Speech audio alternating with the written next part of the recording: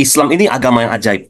Ya, Islam itu agama yang ajaib, kitabnya ajaib, rasulnya ajaib, kita diajarkan cara-cara yang ajaib gitu ya. Islam tuh berbicara tentang keajaiban. Seluruh aspek dalam agama kita ini berbicara tentang keajaiban. Seluruh aspeknya berbicara tentang keajaiban. Ya, maka pernah satu ketika guru kita ya Ustaz Nasrullah, beliau sempat berpikir, kalaulah Qur'annya ajaib, kisah-kisahnya ajaib, rasulnya ajaib, para walinya ajaib, masa sih sayanya nggak ajaib gitu ya? Saya juga. Bismillahirrahmanirrahim. Assalamualaikum warahmatullahi wabarakatuh. Magnet rezeki, satu sama terhubung. Titipkanlah kepadaku satu ayatmu yang bisa membuat aku mengetahui rahasia di balik peristiwa ini dan mendapatkan solusi hanya darimu. Al-Fatihah. Kita bisa kembali Allah kumpulkan di majelis ilmu yang insya Allah Allah muliakan ini ya Bapak Ibu, karena memang membahas mengenai rezeki itu tidak akan lepas ya dengan membahas kalamullah ya, bahwa ini ilmu-ilmu dari Allah Subhanahu wa taala ya. Oke. Kita bisa kembali. Oke. Alhamdulillah udah live di YouTube ya. Baik, apa kabar Bapak dan Ibu semua ya? Mungkin sambil menunggu nih ya, bisa Bapak dan Ibu semua, rekan-rekan semua sampaikan ya tentang kajian kita malam hari ini. Ini boleh disimak oleh umum ya. Jadi walaupun mungkin belum pernah sebelumnya belajar mengenai rezeki, insya Allah ya masih sangat mungkin ya untuk mendengarkan dari jurus ini ya. Walaupun nanti jangan setengah-setengah, setelah itu nanti ditambah lagi gitu ya. Ditambah lagi pemahamannya dengan mendengarkan jurus-jurus berikutnya. Jadi silakan kalau Bapak dan Ibu semua mau mengundang ya sahabat rekan-rekannya semua untuk masuk ke dalam Zoom ini, dipersilakan ya. Sambil juga mungkin kita menunggu teman-teman lain ya yang di dalam grup ya, yang belum sempat membaca mungkin ya, karena tadi emang agak-agak dadakan ya pengumumannya. Karena ya alhamdulillah ya, seharian tadi saya dengan Bu Eka ada sebuah kegiatan yang luar biasa. Alhamdulillah gitu ya, sangat waktu, tenaga lumayan tadi ya.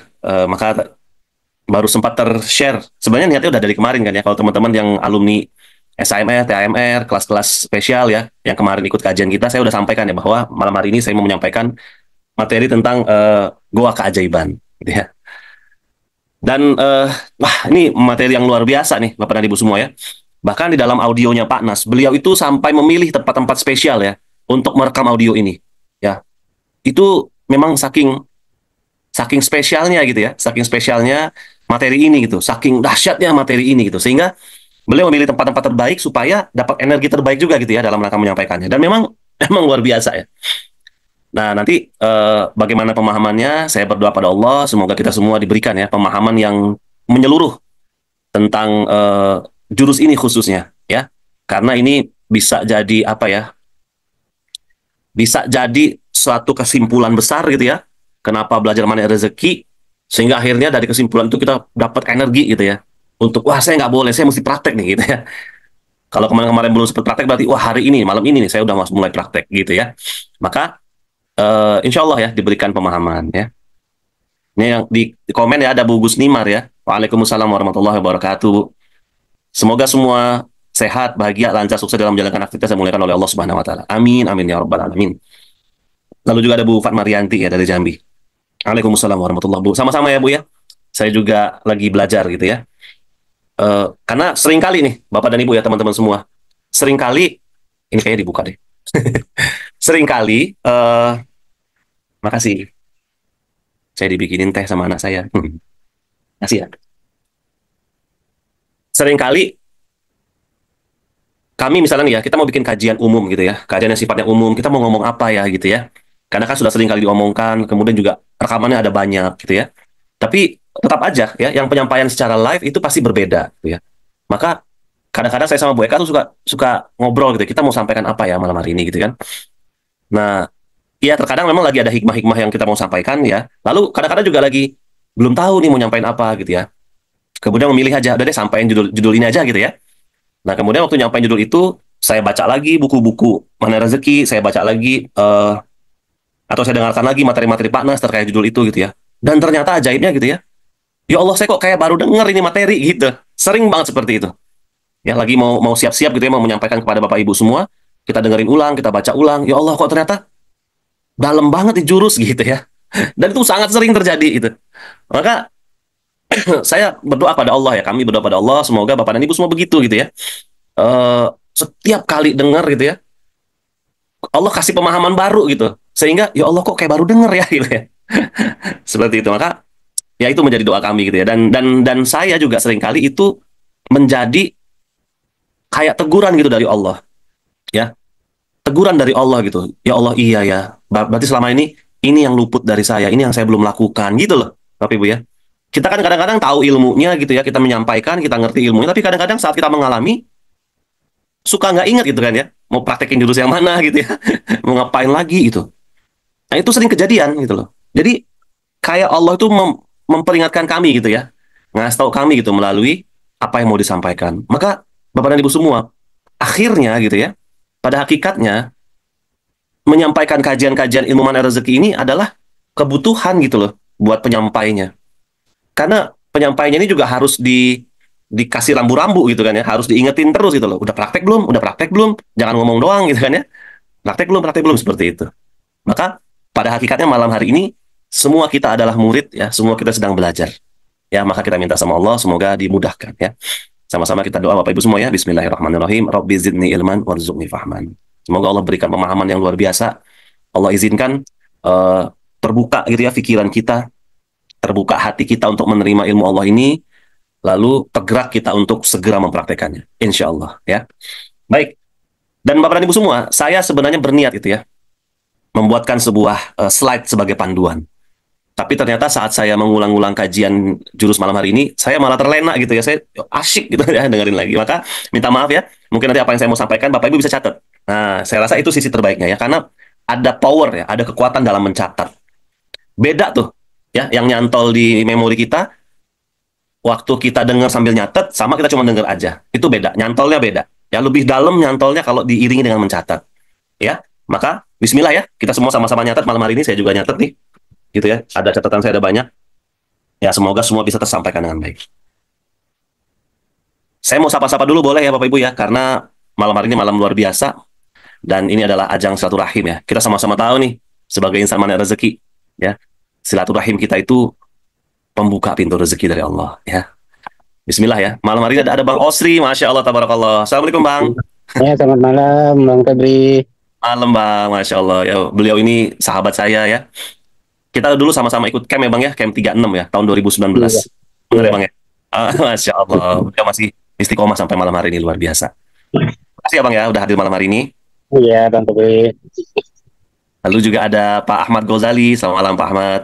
Ada Bu Asmita Dahlan, ada Bu Fatmarianti tadi ya, lalu ada Bu Hajah Gusnima, selamat malam, luar biasa nih, sangat istiqomah ya, hadir di majelis-majelis ilmu. Ada Bu Isya juga ya, selamat malam Bu Isya. Ada, ini Bu Istiqomah kali ya. Selamat malam Bu, ada Bu Huzaimah, ada Bu Mary Hendrita juga ya, ada Bu Zulieti dari Bukit Tinggi, ada Bu Ningsih dari Darmas Raya, luar biasa, ada Bu Rain dari Jambi ya, lalu ada ini Rene JBI, siapa ya? Mohon maaf ya, saya nggak ingat ini. Ya ada Rene JBI ya, selamat malam. Ada Teteh Ai, Bu Siti Umaroh dari Jambi, luar biasa beliau ini, Masya Allah, tabarakallah. Selamat malam Teh, sehat-sehat ya Teh ya. Lalu ada Bu Yeni dari Payakumbuh dan ada Pak Zainal Abidin. Allah karim. Ya beliau ini ya Bapak Ibu ya lagi kurang sehat, tapi alhamdulillah. Nah, malam hari ini Allah izinkan bisa hadir ya. Kita doakan sama-sama ya, semoga rekan-rekan kita, saudara kita, sahabat kita, keluarga kita yang mungkin malam hari ini sedang kurang sehat ya, sedang Allah uji kesehatannya. Allah segera berikan kesembuhan ya. Allah kembalikan kesehatan prima luar biasa untuk dia sehingga bisa kembali beraktivitas untuk memuliakan hamba-hamba Allah dengan maksimal. Amin amin ya rabbal alamin. Oke, Bapak Ibu, saya langsung ya. Atau mungkin ada yang mau disampaikan dulu? Boleh, boleh. Saya kadang-kadang, mohon maaf ya, saya kadang-kadang tuh kalau lagi mau nyampein sesuatu, terus to the point aja gitu ya. Kadang-kadang saya nggak inget nyapa, saya nggak inget nanya-nanya gitu ya. Makanya saya sering minta, kalau ada kajian saya, minta ada host, misalnya Bu Eka buka dulu gitu. Karena beliau tuh yang bisa nyapa gitu ya. Saya kadang-kadang main-main tembak aja gitu ya. Boleh kalau ada Bapak Ibu yang ada yang mau disampaikan mungkin ya, silakan di awal ini sebelum kita masuk materi kita. Sambil minta izin saya mau minum teh dulu. Bismillahirrahmanirrahim. Hmm.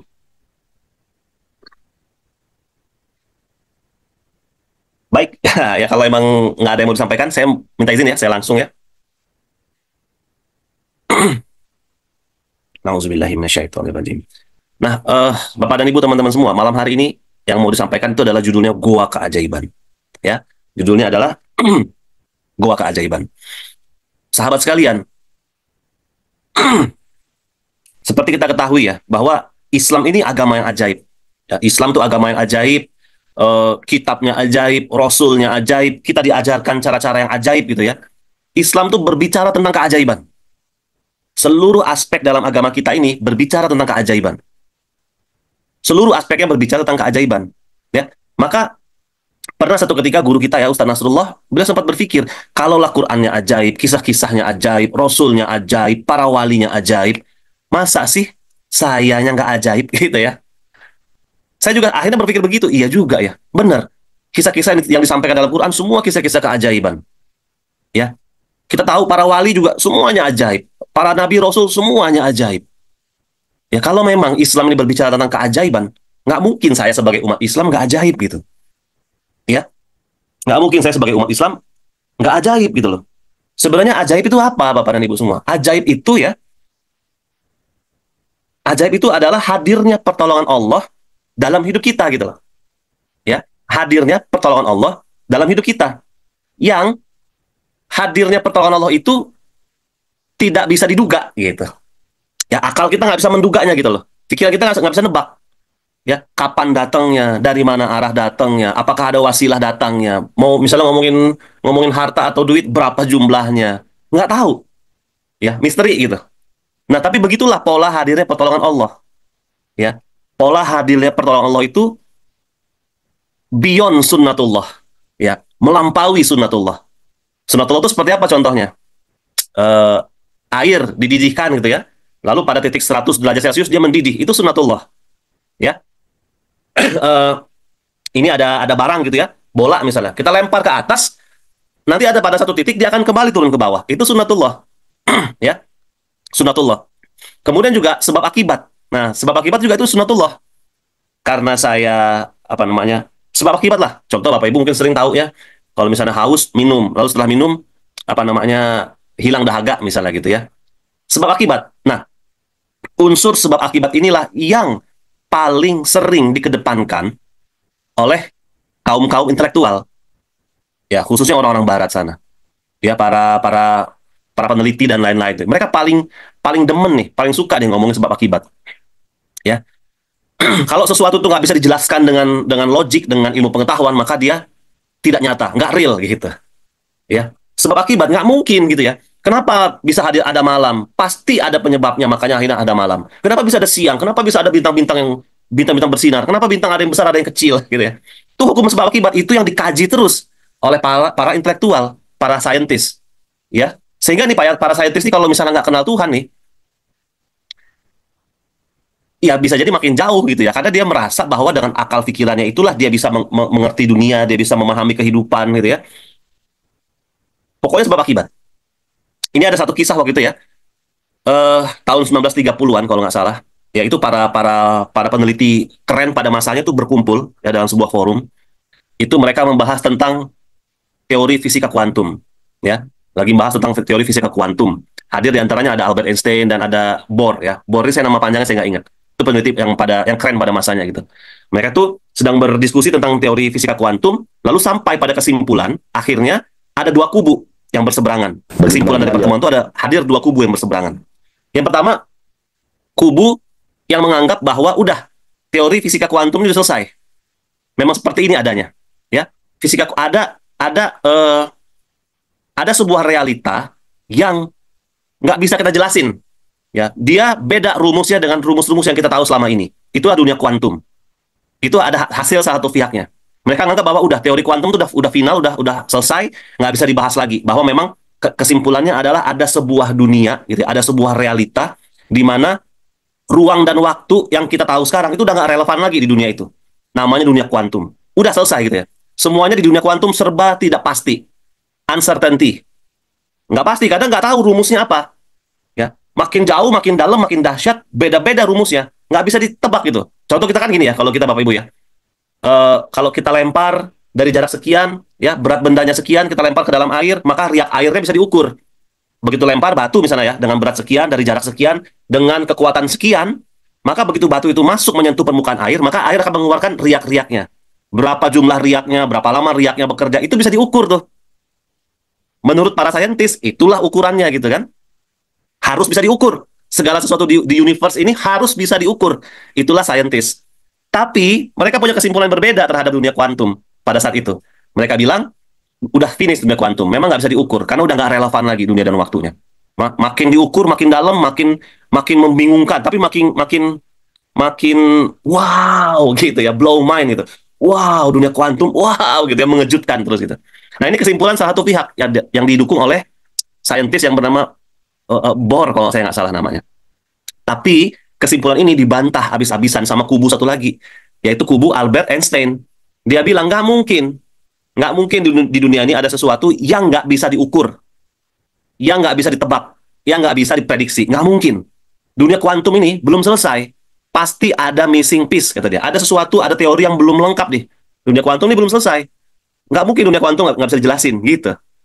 Kata si Albert Einstein. Ya, kayak gitu. Jadi ada dua kubu yang berseberangan. Apa yang saya mau sampaikan, bahwa saking dominannya peran ilmu pengetahuan itu ya, di kehidupan kita di akhir zaman ini, jadi memang sebab akibat itu seolah-olah memang kebenaran gitu. Ya, itu adalah kebenarannya. Kalau mau kaya, kerja gitu. Sebab akibat. Kalau kamu mau makan, kerja. Kalau kamu nggak buka toko, gimana bisa dapat duit? Kalau nggak dapat duit, nggak bisa makan. Kalau nggak bisa makan, nanti mati gitu. Itu yang kita pahami di akal pikiran kita. Sebab akibat. Ya memang itu sunnatullah. Ya, kalau nggak makan, badan lemes, gitu ya, lama-lama bisa mati. Ya itu sunnatullahnya memang begitu. Kalau kita minum, kemudian apa, dahaga hilang, segar lagi. Ya itu sunnatullahnya memang begitu. Tapi di dunia ini, ada satu kekuatan yang beyond sunnatullah. Melampaui sunnatullah. Itulah pertolongan Allah. Itulah yang Islam ajarkan selama ini sama kita. Itu yang Islam mau.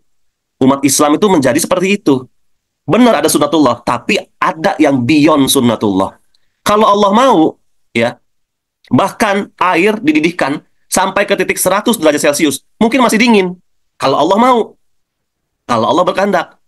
Ya, air dipanaskan gitu ya, dididihkan sampai 100 derajat, bahkan mungkin sampai 1000 derajat Celcius, bisa jadi tetap dingin kalau Allah berkehendak. Ya, itulah yang namanya beyond sunnatullah, melampaui sunnatullah, keluar dari hukum sebab akibat, Bapak dan Ibu semua. Ya, keluar dari hukum sebab akibat. Maka itu yang Allah sampaikan di Quran surat Yasin ayat 82. Kata Allah kan, innama amruhu idza arada syai'an ayyaqula lahu kun fayakun. Sesungguhnya urusannya apabila dia menghendaki sesuatu, dia hanya berkata jadilah, maka jadi. Ini hukum Allah. Ya, hukum Allah itu melampaui sunnatullah. Ini yang Allah kepingin kita dapat pemahamannya. Ya Bapak Ibu ya, ini yang Allah kepingin kita dapatkan pemahamannya, bahwa ada satu hukum yang melampaui apa yang kita ketahui saat ini. Yaitu ada hukumnya Allah gitu ya. Kunnya Allah. Kalau Allah bilang jadi, ya jadi gitu. Lihat kisah-kisah ajaib. Nabi Ibrahim dibakar di api yang membara. Apinya dingin, Bapak dan Ibu semua. Apinya dingin. Ya. Apinya dingin gitu. Nabi Yunus sudah masuk ke dalam perut ikan paus. Ibaratnya kan udah masuk perut ikan tuh udah nggak bisa ngapa-ngapain lagi kan ya. Udah ibaratnya tinggal syahadat aja gitu kan, udah pasti mati gitu kan kira-kira kan. Itu hukum sebab akibat kan. Udah masuk perut ikan paus, udah nggak mungkin lagi. Apalagi jalan keluarnya gitu loh. Nabi Ibrahim udah masuk ke dalam bara api, udah dibakar. Sunnatullahnya, pikiran kita, namanya orang dibakar, kebakar, mati gitu loh. Tapi ternyata enggak. Apinya jadi dingin. Itulah kunnya Allah. Ternyata enggak. Nabi Yunus keluar akhirnya di perut ikan paus. Itulah kunnya Allah. Itulah pertolongan Allah. Hadirnya pertolongan Allah itu melampaui sunnatullah. Hadirnya pertolongan Allah itu melampaui akal pikiran kita, hadirnya pertolongan Allah itu melampaui hukum sebab akibat yang selama ini kita ketahui. Kan kita sangat memegang teguh tuh hukum sebab akibat, ya. Makanya kan semua pada giat kerja kan, pagi-pagi kerja, buka toko. Ya kalau nggak buka toko gimana? Mau makan dari mana? Bener nggak Bapak Ibu? Kita begitu percaya sama sunat, sama hukum sebab akibat itu kan. Kalau lapar makan dong. Kalau lu nggak makan-makan gimana? Gitu kan gitu ya. Padahal di Quran itu bejibun, ya. Bejibun itu apa? Banyak banget diceritakan kisah-kisah keajaiban. Bahkan yang bukan nabi. Kita lihat bagaimana Ibunda Siti Maryam. Ya, dia hanya berdiam diri di dalam mihrabnya gitu. Dikunci dari luar, nggak bisa keluar kemana-mana. Nggak ada yang bisa keluar, nggak ada yang bisa masuk. Tapi setiap kali pamannya masuk ke dalam mihrabnya, itu ketemu makanan beraneka ragam. Dari mana itu ceritanya gitu? Itulah kunnya Allah. Ya Bapak Ibu. Itulah kunnya Allah. Di zaman Nabi Sulaiman, ada seorang yang luar biasa gitu ya. Dia bisa mindahin istana Ratu Bilqis yang berjarak 1.300 km sebelum mata berkedip. Kan luar biasa. Masa sih kisah-kisah itu diceritakan tanpa ada alasan yang jelas, tanpa ada sebab-sebabnya? Masa sih ayat itu diceritakan cuman sekedar untuk menghibur kita? Itu kan Quran itu kan bukan novel kan, bukan novel Harry Potter kan, yang cuma sekedar mengedepankan sisi imajinasi penulisnya untuk menghibur. Jadi dia bisa berimajinasi seluas-luasnya gitu ya. Mau dia masuk akal nggak masuk akal terserah dah. Pokoknya orang terhibur gitu kan ya. Kok bisa tongkat sihir bisa nyihir orang, bisa bikin mati, bisa bikin benda melayang, bisa bikin menghilang. Ya kan itu kan semua di luar nalar. Tapi kan nggak masalah karena ini adalah tujuannya menghibur kan gitu ya. Dan orang-orang juga percaya bahwa itu semua hayalan penulisnya aja. Nggak mungkin terjadi kan gitu ya Bapak Ibu ya. Itulah novel gitu kan. Itu karangan orang, karangan manusia. Begitupun Bapak Ibu semua, ada loh kalangan-kalangan penggemar Harry Potter itu yang sangat meyakini bahwa dunia sihir itu ada. Bayangin tuh. Ada golongan-golongan orang yang begitu percayanya gitu ya. Yakin bahwa ada tuh dunia sihir itu. Yang disebutin di Harry Potter tuh ada itu. Sebegitunya Bapak Ibu semua kepercayaan orang. Lah kita disuguhkan Al-Quran. Isinya tuh, wah jauh melampaui Harry Potter. Jauh melampaui Lord of the Rings. Jauh melampaui Avengers. Jauh melampaui, sebutlah apa cerita-cerita dari Barat yang kita ketahui. Jauh melampaui itu semua. Dan itu bukan hayalan penciptanya gitu. Itu kisah nyata yang diambil. Ya, itu kisah nyata yang diambil. Tujuannya apa? Nggak mungkin kan tidak ada tujuan Bapak Ibu semua. Loh ada banyak sekali kisah-kisah keajaiban sebelum kehidupan kita yang sekarang. Tapi kenapa Allah pilih-pilih gitu loh?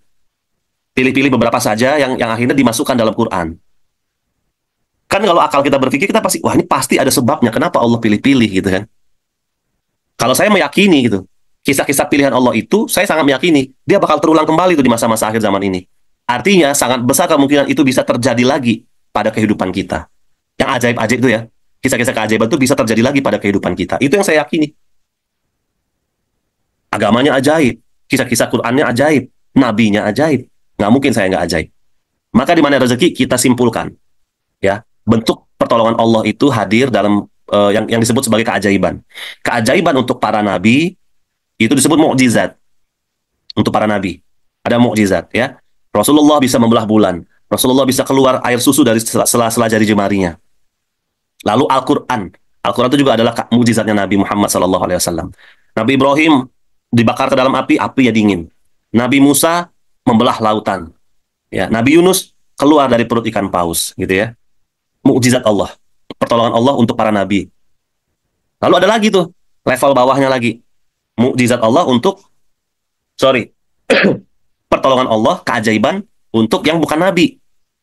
Ya, itu untuk para ulama, untuk orang-orang, untuk para wali, wali-wali Allah. Juga dapat keajaiban. Tadi tuh Ibunda Siti Maryam, bukan nabi, bukan rasul. Dapat keajaiban, tiba-tiba ada makanan beragam di kamarnya setiap saat. Muridnya Nabi Sulaiman yang bisa memindahkan istana Ratu Bilqis, itu dapat keajaiban. Namanya karomah. Keajaiban untuk para wali Allah itu namanya karomah. Nah, masih ada tuh keajaiban buat kita nih, buat kita. Ada sisa, bukan sisa ya, ada jatah keajaibannya untuk kita. Namanya ma'unah. Bentuk pertolongan Allah yang hadir dalam hidup kita, yang melampaui sunnatullah, ada buat kita. Jatahnya ada nih, namanya ma'unah. ya. Maka biarlah para saintis tadi itu ya terlibat dalam perdebatan tanpa henti gitu ya. Kan sampai sekarang tuh perdebatan tentang fisika kuantum gitu ya, bahwa ini segala macam. Dan akhirnya memang makin ke sini ilmu fisika kuantum itu makin terbukti bahwa memang ada dunia. Malah sekarang ini kesimpulannya tuh dia tuh adalah sebuah sekat gitu ya antara dunia realita dengan alam goib gitu ya. Itulah dunia kuantum katanya. Di akhir zaman ini Bapak Ibu semua, itu santet bisa dibuktikan secara sains gitu. Ada. Karena santet itu terjadi di dunia kuantum. Ada tuh gitu ya.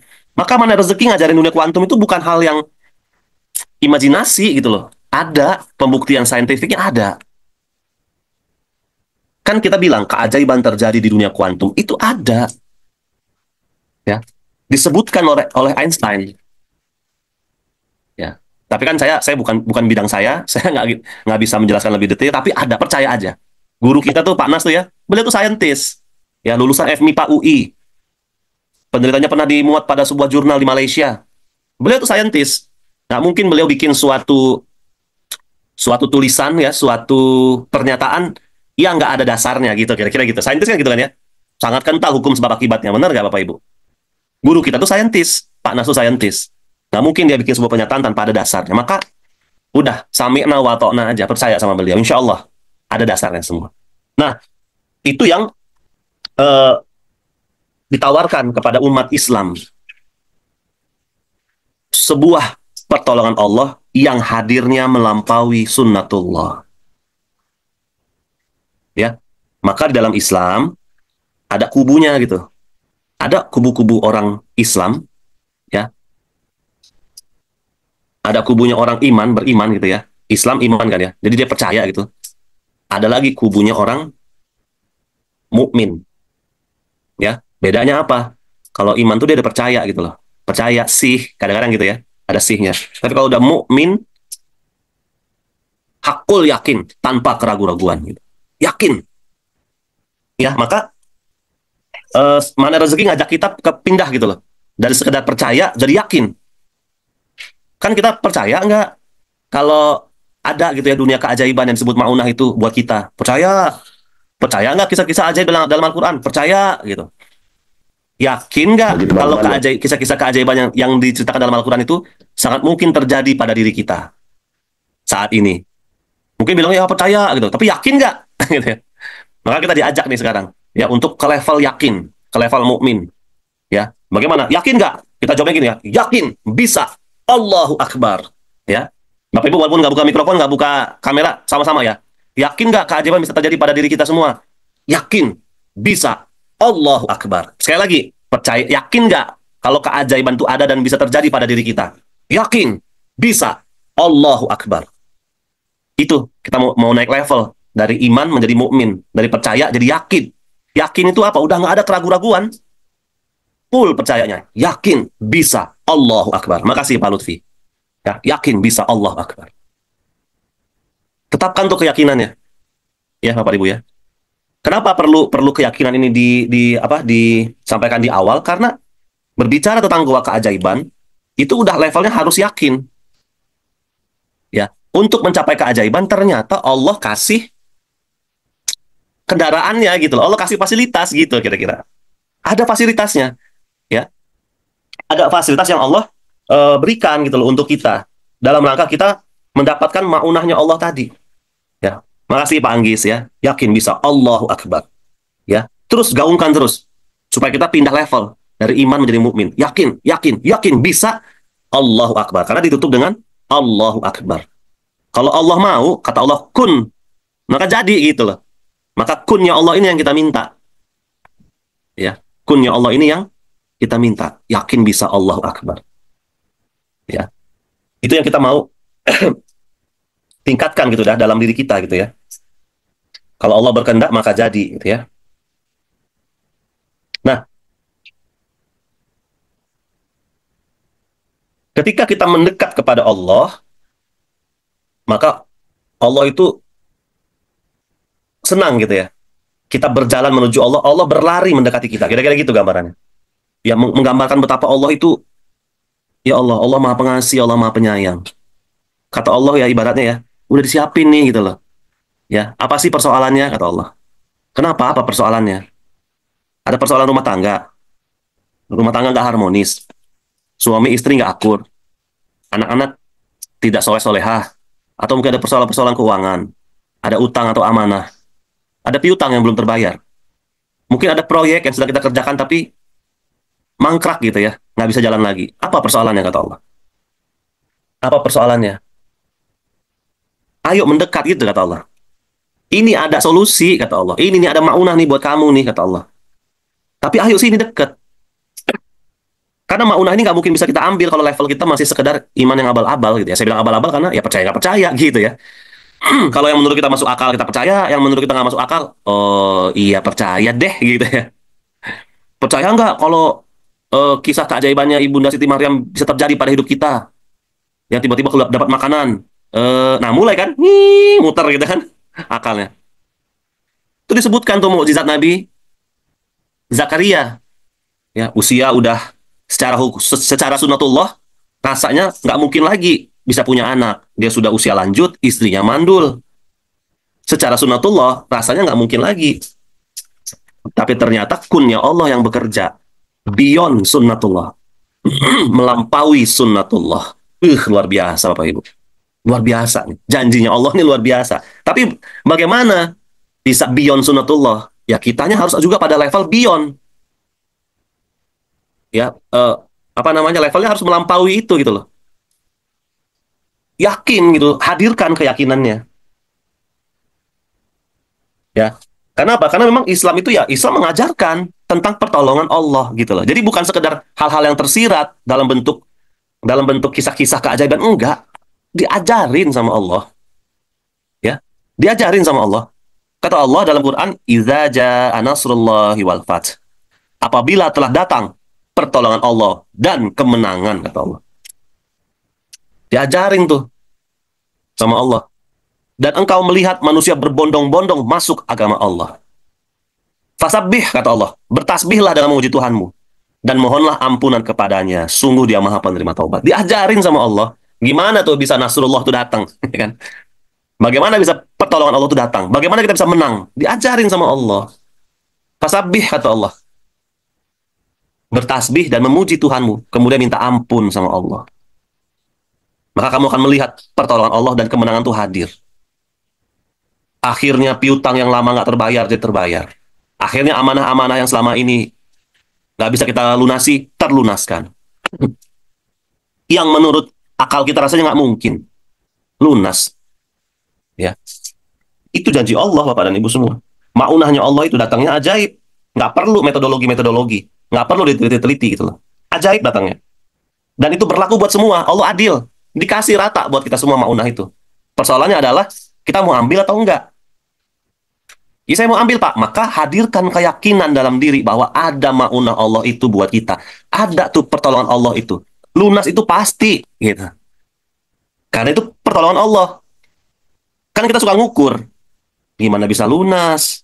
Ini gaji sekian, utang sekian, gimana bisa lunas? Kita kan ngukur. Semakin kita ngukur, semakin kita pakai logika, ya. Kayak tadi ya, keajaiban itu berlawanan dengan sebab akibat. Logika itu kental dengan sebab akibat. Maka semakin kita pakai logika, semakin jauh dari keajaiban. Ngukur. Kalau begini gimana, kalau begitu gimana, gitu ya. Ngukur. Sama nih. Contoh nih, misalnya Bapak Ibu udah belajar mana rezeki udah lama gitu ya. Saya udah praktekin semua Pak, gitu ya. Atau mungkin kemarin misalnya belajar sama Ustaz Yusuf Mansur. Atau Ustaz Yusuf Mansur, sedekah 100.000. Nanti Allah balas 1 juta gitu kan ya. Kita langsung praktek gitu kan ya. Saya sedekah lah 100.000 gitu ya. Sedekah 100.000. Terus nungguin. Mana 1 jutanya gitu. Kok nggak datang? Mana 1 jutanya gitu. Menunggu-nunggu datangnya keajaiban itu juga perisai rezeki. Karena kan akal pikiran kan, sebab akibat. Kata Ustaz Yusuf Mansur, kalau saya sedekah 100.000, dapat 1 juta gitu. Ya. Sibuk nih nungguin 1 jutanya. Mana 1 jutanya? Mana 1 jutanya gitu. Yang tadi ya, kalau kita udah pakai akal pikiran, berarti kita percaya dengan hukum sebab akibat itu. Kalau kita udah pakai hukum sebab akibat, maka keajaibannya menjauh. Karena sebab akibat ini berlawanan dengan keajaiban. Maka jangan nunggu-nunggu datangnya keajaiban. Kata Ustaz Yusuf Mansur, sedekah aja. 100.000 Allah balas 1 juta. Udah percaya aja. Fokus sama sedekahnya. Jangan nunggu-nunggu datangnya 1 juta itu. Itu udah pasti nanti Allah balas. Fokus sama prosesnya. Sedekahnya itu. Terus tambah lagi 100.000. Besok tambah lagi 105.000. Lusa nambah lagi 110.000. Terus aja lakukan itu. Jangan biarkan akal pikiran ini mengambil alih gitu. Yakin aja sama ini, sama maunahnya Allah. Jangan biarkan dia, ini kan jadi kendaraannya iblis. Dibisik-bisikin, tuh kan, mana 1 juta gitu kan. Nggak ada tuh sedekah-sedekah kayak gitu tuh gitu ya. Dibisikin tuh, akhirnya kita jadi ragu. Maka jangan beri ruang untuk dibisik-bisikin. Udah percaya aja. Fokus sama yang menjadi prosesnya kita. Apa prosesnya? Ya sedekah tadi kan, itu prosesnya kita. Ngeluarin sedekah 100.000, itu prosesnya kita. Maka fokus sama prosesnya kita. Dapat 1 jutanya itu wilayahnya Allah, itu bagiannya Allah. Jangan diurusin. Nggak bakal sanggup juga kita. Nggak usah diurusin. Kapan lunas, dengan cara apa lunas, itu wilayahnya Allah. Nggak usah diurusin. Orang Allah udah janjikan pasti lunas, kata Allah. Nggak usah diurusin. Tapi fokus sama apa yang menjadi bagian kita. Bagaimana kita mengisi hari-hari kita sampai menuju lunas itu. Apa yang kita lakukan. Bagaimana cara kita memantaskan diri agar lunas itu segera hadir. Itu yang menjadi fokus kita. Fokus pada prosesnya. Teman-teman semua. Ya, jangan mau tuh dibisik-bisikin. Nggak mungkin kita nggak ajaib. Percaya Bapak dan Ibu semua. Nggak mungkin kita nggak ajaib. Wih, ini Ibu Gusnimat langsung yakin bisa Allahu Akbar. Alhamdulillah sudah terbukti. Insya Allah bisa ikut SGS 6. Dapat keajaiban siang tadi 10 dinar. Allah karim. Pak, emang SGS itu apa, Pak? Ya, itu ada kajian kita kemarin. Nanti dengerin rekamannya ya. Biar fokus sama gua keajaiban. Tapi ini salah satu contoh hadir maunah Allah dalam hidup kita. Ya. Itu, waduh, luar biasa Bapak Ibu semua. Ya. Catatan saya banyak banget, makanya saya mau coba ngerangkum ya, biar nggak kepanjangan. Ya. Kalaulah kita nggak bisa, gini, ya, kan ada tuh orang bilang keajaiban, misalnya seperti para wali-wali Allah gitu ya. Itu tadi ya, bisa mindahin istana Ratu Bilqis sebelum mata berkedip, bisa dapat makanan, tiba-tiba langsung sering makanan hadir. Atau ada wali-wali Allah yang bisa berjalan di atas air. Ada wali-wali Allah yang bisa hadir di 2 tempat secara sekaligus.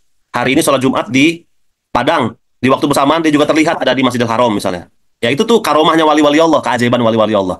Kalaulah kita, oke lah kita nggak seajaib itu deh gitu ya. Oke lah kita nggak seajaib itu, nggak bisa jalan di air, nggak bisa berada di 2 tempat yang bersamaan. Oke lah.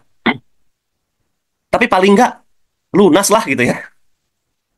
Paling nggak lunas lah kita loh. Itu keajaibannya kita. Lunas paling nggak. Selesai persoalan. Anak-anak soleh-solehah gitu. Paling nggak itu deh kita dapat. Apalagi tadi itu ya. Punya impian, punya LOP, ya Allah, kepengen ya Allah SGS 6, ya pengen memuliakan guru, pengen ketemu para insan-insan pemurni pemulia dinar gitu ya. Pengen ya Allah bersama-sama mereka semua hadir di SGS 6. Itu kan kita minta sama Allah. Lalu tiba-tiba Allah makin dekatkan gitu loh. Ya tadi itu ya, dapat 10 dinar dan lain-lain gitu loh. Paling nggak gitu deh gitu ya. Impian terkabul, hajat terwujud gitu loh. Kalau emang kita misalnya nggak punya keajaiban jalan di atas air, nggak punya keajaiban bisa pindah dalam waktu yang singkat gitu ya. Ya paling nggak lunas lah. Paling nggak terkabul lah hajat gitu Bapak Ibu semua. Ya. Itulah kira-kira maunahnya kita gitu loh. Nggak mungkin lah nggak lunas. Kayaknya nggak mungkin banget deh gitu ya. Nggak mungkin lah Allah nggak kabulkan mau pergi SGS 6. Nggak mungkin lah Allah nggak kabulkan mau umroh nanti Oktober. Ya Pak tinggal 2 bulan lagi Pak, mana bisa. Ya makanya jangan pakai ini. Pakai kekuatan Allah. Minta sama Allah, hadirkan ya Allah maunahnya ya Allah, mau umroh ya Allah Oktober ini ya Allah, sama Gurunda Ustaz Nasrullah ya Allah, mau berangkat dari Padang ya Allah, gitu ya. Ayo, minta sama Allah. Bisa kok ya, minimal itu deh maunahnya kita ya, keajaibannya kita. Nah, maka yang kita pelajari adalah bagaimana hadir keajaiban itu. Itulah jurus-jurus magnet rezeki. Kita mempelajari polanya tuh, bagaimana hadir keajaiban. Ya, ada yang namanya paradox of candy. Ya, ada yang namanya cermin ajaib. Apalagi tuh? Ya, semua jurus-jurus magnet rezeki. Itu pola-pola untuk mendapatkan keajaiban. Maka pelajari polanya. Pelan-pelan aja, sabar gitu ya. Mulai dari awal, apa sih landasan magnet rezeki? Lalu apa itu perisai rezeki? Apa itu konsep dasar magnet rezeki? Pelan-pelan aja, pelajari tuh polanya. Itu pola hadirnya rezeki, keajaiban Allah. Itu polanya tuh, pelajari gitu ya. Nah, tapi sekarang yang saya mau ajak pada malam hari ini, kita jadi lebih aktif lagi gitu loh. Ya, kita lebih aktif lagi ngejar keajaiban Allah gitu kira-kira. Ya nggak ngejar juga ya, lebih aktif lagi mendekati keajaiban Allah itu. Aktif kan? Kayak kita lebih aktif itu. Aktif itu berarti kita yang bergerak mendekati gitu. Aktif. Kita yang bergerak mendekati. Nah, ini yang mau diajak malam hari ini Bapak dan Ibu semua. Ya. Kalau pola-pola keajaiban, bagaimana caranya gitu ya. Pelajarilah jurus-jurus mana rezeki. Kita punya buku, kita punya audio di Telegram, Pak Nas juga punya YouTube, ada juga YouTube kami ya. Kemudian ada para certified trainer, ada seminar, ada training, ada camp, ada super camp umroh. Pelajari semua tuh pola-pola hadir keajaiban. Tapi yang kita mau ajak pada malam hari ini, kita jadi lebih proaktif lagi. Bagi teman-teman, Mendekati itu keajaiban itu. Kita samperin gitu keajaibannya. Kalau selama ini belajar pola keajaiban, kita kan mempelajari pola keajaibannya mendekati kita gitu ya. Sekarang diganti malam hari ini. Kita yang mau ngedeketin keajaibannya. Kita samperin tuh keajaibannya. Malam hari ini. Ya.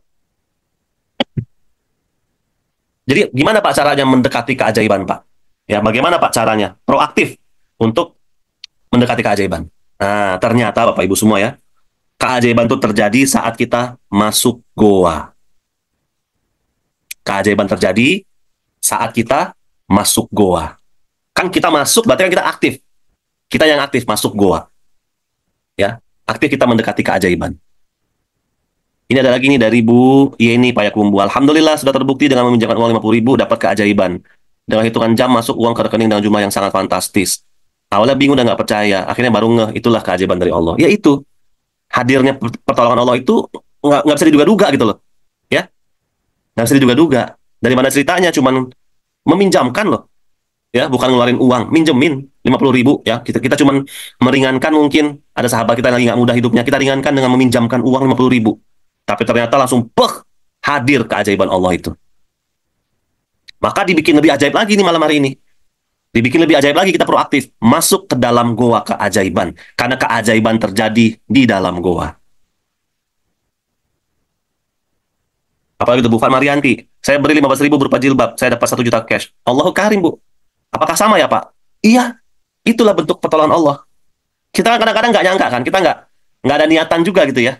Nggak ada harapan-harapan bahwa dengan beri 15.000 berupa jilbab itu dapat balasan dari Allah berupa 1 juta cash. Kita kan nggak ada harapan-harapan itu. Nothing tulus gitu ya. Pokoknya udah deh, saya pengen bantu orang. Asih gitu ya. Ternyata Allah balas gitu loh. Ya. Cuma seperti itu Bu, polanya datang keajaiban. Kita tuh nggak nyangka gitu. Nah, bedanya adalah gini. Sebenarnya ini dari dulu udah terjadi di dalam hidup kita. Cuman dulu kita nggak tahu ilmunya. Sehingga kita tuh jadi karena nggak tahu ilmunya, sehingga kita tidak menganggap bahwa kejadian-kejadian itu adalah keajaiban dari Allah, sehingga akhirnya kita kurang bersyukur gitu. Dulu. Kita nggak tahu ilmunya. Jadi kalau pas kurang bersyukur gimana ya? Ya Allah tarik lagi gitu nikmatnya kan gitu ya Bapak Ibu ya. Nah sekarang kita udah tahu ilmunya, maka kita jadi lebih peka. Ya, boleh dicatat tuh. Kita jadi lebih peka terhadap hadirnya keajaiban dalam hidup kita. Jadi lebih gampang nyambungnya gitu loh. Iya ya, tiba-tiba dapat uang 1 juta cash. Apa yang saya lakukan ya? Akhirnya kan cepat nyambung gitu. Cering. Oh iya, kayaknya kemarin tuh waktu saya ngasih jilbab itu tuh. Ya Allah, Allah baik banget. Akhirnya gitu kan, nyambung gitu loh, Bu. Ya. Akhirnya apa? Kita jadi bersyukur kan, ya Allah, Alhamdulillah ya Allah. Hadir keajaibanmu ya Allah, gitu ya. Emang lagi butuh banget ini cash ya Allah. Hari ini ya Allah, Engkau berikan ini ya Allah. Alhamdulillah, terima kasih ya Allah, gitu. Karena kita udah tahu ilmunya, jadi lebih peka. Karena kita jadi lebih peka, maka lebih mudah kita bersyukur, lebih mudah kita berucap syukur kepada Allah. Begitu kita bersyukur, Allah tambah. Nah, itulah kerennya gitu kan. Maka penting punya ilmu dalam beribadah. Penting punya ilmu dalam melakukan sesuatu. Salah satunya itu tadi, supaya ibadahnya itu jadi ada rasanya. Kerasa gitu. Sholatnya jadi rasanya manis, khusyuk, syahdu gitu ya. Baca Qur'annya rasanya kok ya Allah asik banget gitu ya. Kalau bahasanya ulama tuh kan asik masyuk gitu ya. Ya asyik masyuk gitu ya. Bahasa Indonesia itu ya. Asyik masyuk gitu ya. Larut dalam bacaan Qur'an gitu ya. Padahal nggak ngerti artinya apa. Tapi itulah kehebatan Qur'an. Nggak ngerti aja, ngebaca aja, dapat keberkahan. Ya itu. Jadi kita jadi lebih sensitif ya terhadap hadirnya keajaiban. Ajaib nih gitu, langsung gitu. Ajaib gitu. Lebih sensitif. Begitu sensitif dan kita ngerasa dapat keajaiban, syukur. Alhamdulillah ya Allah. Alhamdulillah ya Allah. Yakin, bisa. Allahu Akbar. Jadi gitu. Begitu bersyukur, ditambah sama Allah. Berulang terus polanya. Gimana nggak ajaib berkali-kali tuh? Jadilah ajaib bertubi-tubi. Benar nggak Bapak Ibu? Ya. Tapi kalau kita nggak tahu ilmunya, biasa aja lah, dapat duit 1 juta tuh biasa aja gitu. Dari mana hubungan yang ngasih jilbab 15.000 doang dapat uang 1 juta? Ya, akhirnya jadi kurang bersyukur. Tapi begitu tahu ilmunya, lebih peka kita. Peka terhadap hadirnya pertolongan Allah dalam hidup kita. Akhirnya hidup kita penuh syukur, bersyukur lagi, bersyukur lagi, bersyukur lagi gitu. Yang pada akhirnya tuh bahkan dapat musibah pun bersyukur karena udah terbiasa, udah peka dengan hadirnya pertolongan Allah. Gitu, Pak Ibu. Maka gimana ngasahnya? Ya ini belajar mana rezeki. Ya, bismillah. Belajar mana rezeki ini ngasahnya nih. Belajar polanya, ngasah kepekaannya terhadap hadirnya keajaiban Allah. Terus, jangan berhenti. Terus diasah. Ya. Gitu Bapak Ibu. Maka masuk goa Bapak Ibu. Ya. Para nabi itu biasanya gini polanya.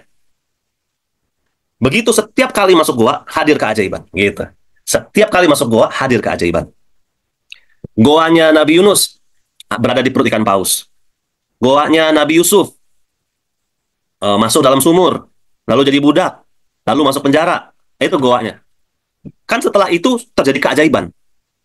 Setelah masuk goa terjadi keajaiban. Ya.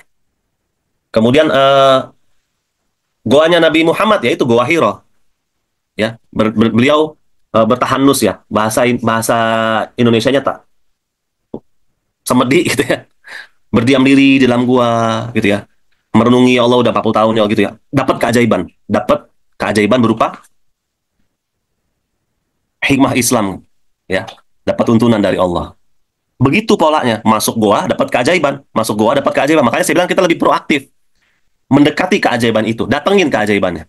Dengan cara masuk goa. Ya. Lalu Pak, apa syaratnya untuk masuk goa keajaiban ini Pak? Syaratnya ada tadi itu. Yakin. Gitu ya. Yakin syaratnya. Yakin bisa. Allahu Akbar. Ya. Yakin, percaya. Baru yang kedua setelah kita yakin, dapat huda, dapat petunjuk. Bukankah petunjuk ini yang kita butuhkan? Ya Allah, ini gimana ya Allah? Utang ya Allah, amanah ya Allah, belum lunas ya Allah, dari mana bayarnya ya Allah, gitu ya. Tapi yakin bahwa ada pertolongan Allah. Lalu Allah kasih petunjuk, turun huda. Oh, begini aja gitu ya. Nah, huda ini yang kita pengen dapetin, Bapak dan Ibu semua. Ya. Bahkan Allah sampai memberikan satu surat khusus di Quran yang berbicara tentang goa. Ya, yaitu surat Al-Kahfi. Di Al-Kahfi ayat ke-16 Allah ceritakan begini. Dan apabila kamu meninggalkan mereka dan apa yang mereka sembah selain Allah, maka carilah tempat berlindung ke dalam gua itu. Ya. Jadi kita berlindung ke dalam gua. Ya, jadi kata kuncinya kita berlindung ke dalam gua. Ngapain berlindung ke dalam gua itu? Niscaya Tuhanmu akan melimpahkan sebagian rahmatnya kepadamu. Dan ini dikasih garis bawah ya Bapak Ibu ya. Dicatat ya dalam catatannya ya. Al-Kahfi ayat ke-16.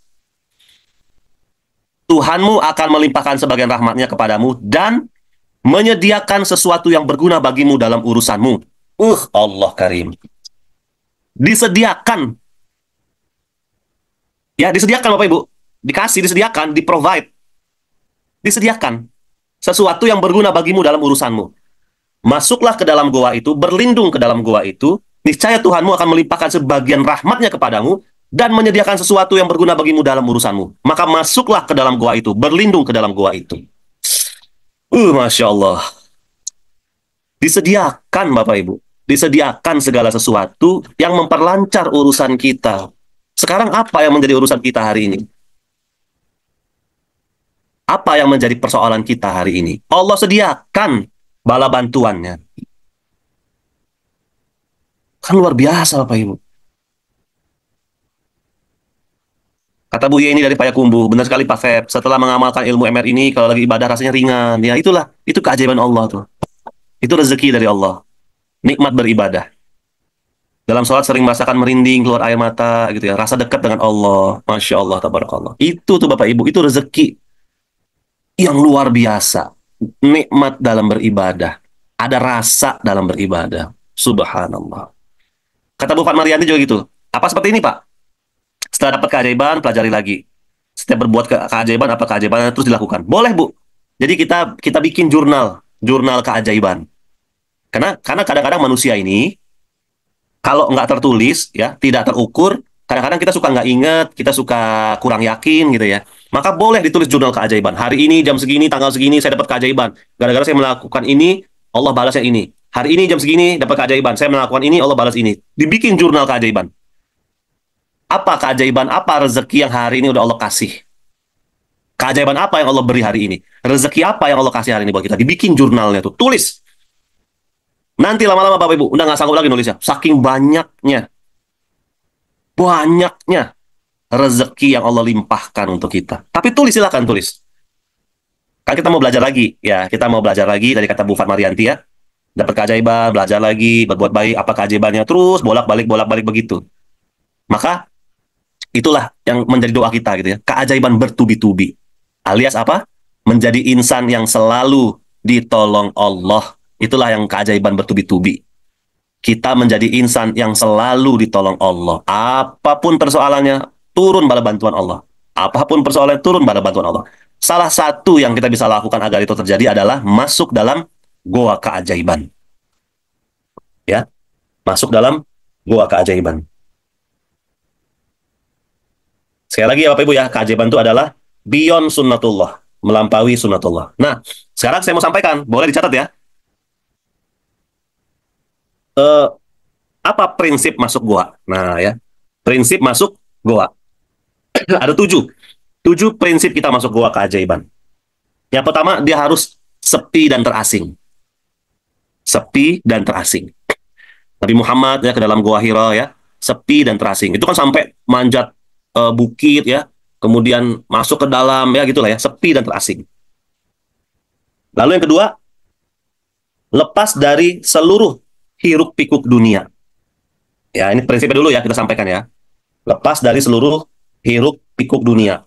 Jadi kita tuh lagi di dalam goa itu, kita udah deh, nggak usah ingat-ingat persoalan, nggak usah ingat-ingat apa yang lagi terjadi ya. Lepaskan semuanya. Lalu yang ketiga, puasa berita. Nah, puasa berita itu gini kira-kira. Terserahlah orang mau ngomongin apa gitu ya. Orang mau ngomong apa tentang hidup kita, terserah. Kita udah memilih untuk tidak mendengarkan. Kita puasa berita. Itu Nabi Nuh. Nah, Nabi Nuh itu ya, goa keajaibannya apa Nabi Nuh? Nabi Nuh goa keajaibannya adalah saat diperintah oleh Allah membuat kapal. Itu kan Nabi Nuh sibuk kan? Sibuk buat kapal gitu loh. Dan semua orang ngetawain. Malah ada yang bilang, mohon maaf ya, gila gitu. Tapi karena beliau lagi masuk goa keajaiban, dia puasa berita. Nggak peduli apa yang orang sampaikan soal hidup saya, nggak apa-apa. Nggak peduli saya. Yang saya pedulikan adalah perintah Allah. Allah perintahkan Nabi Nuh bikin kapal, tapi di dataran tinggi. Makanya diketawain sama semua orang kan. Nah itulah goa keajaibannya Nabi Nuh.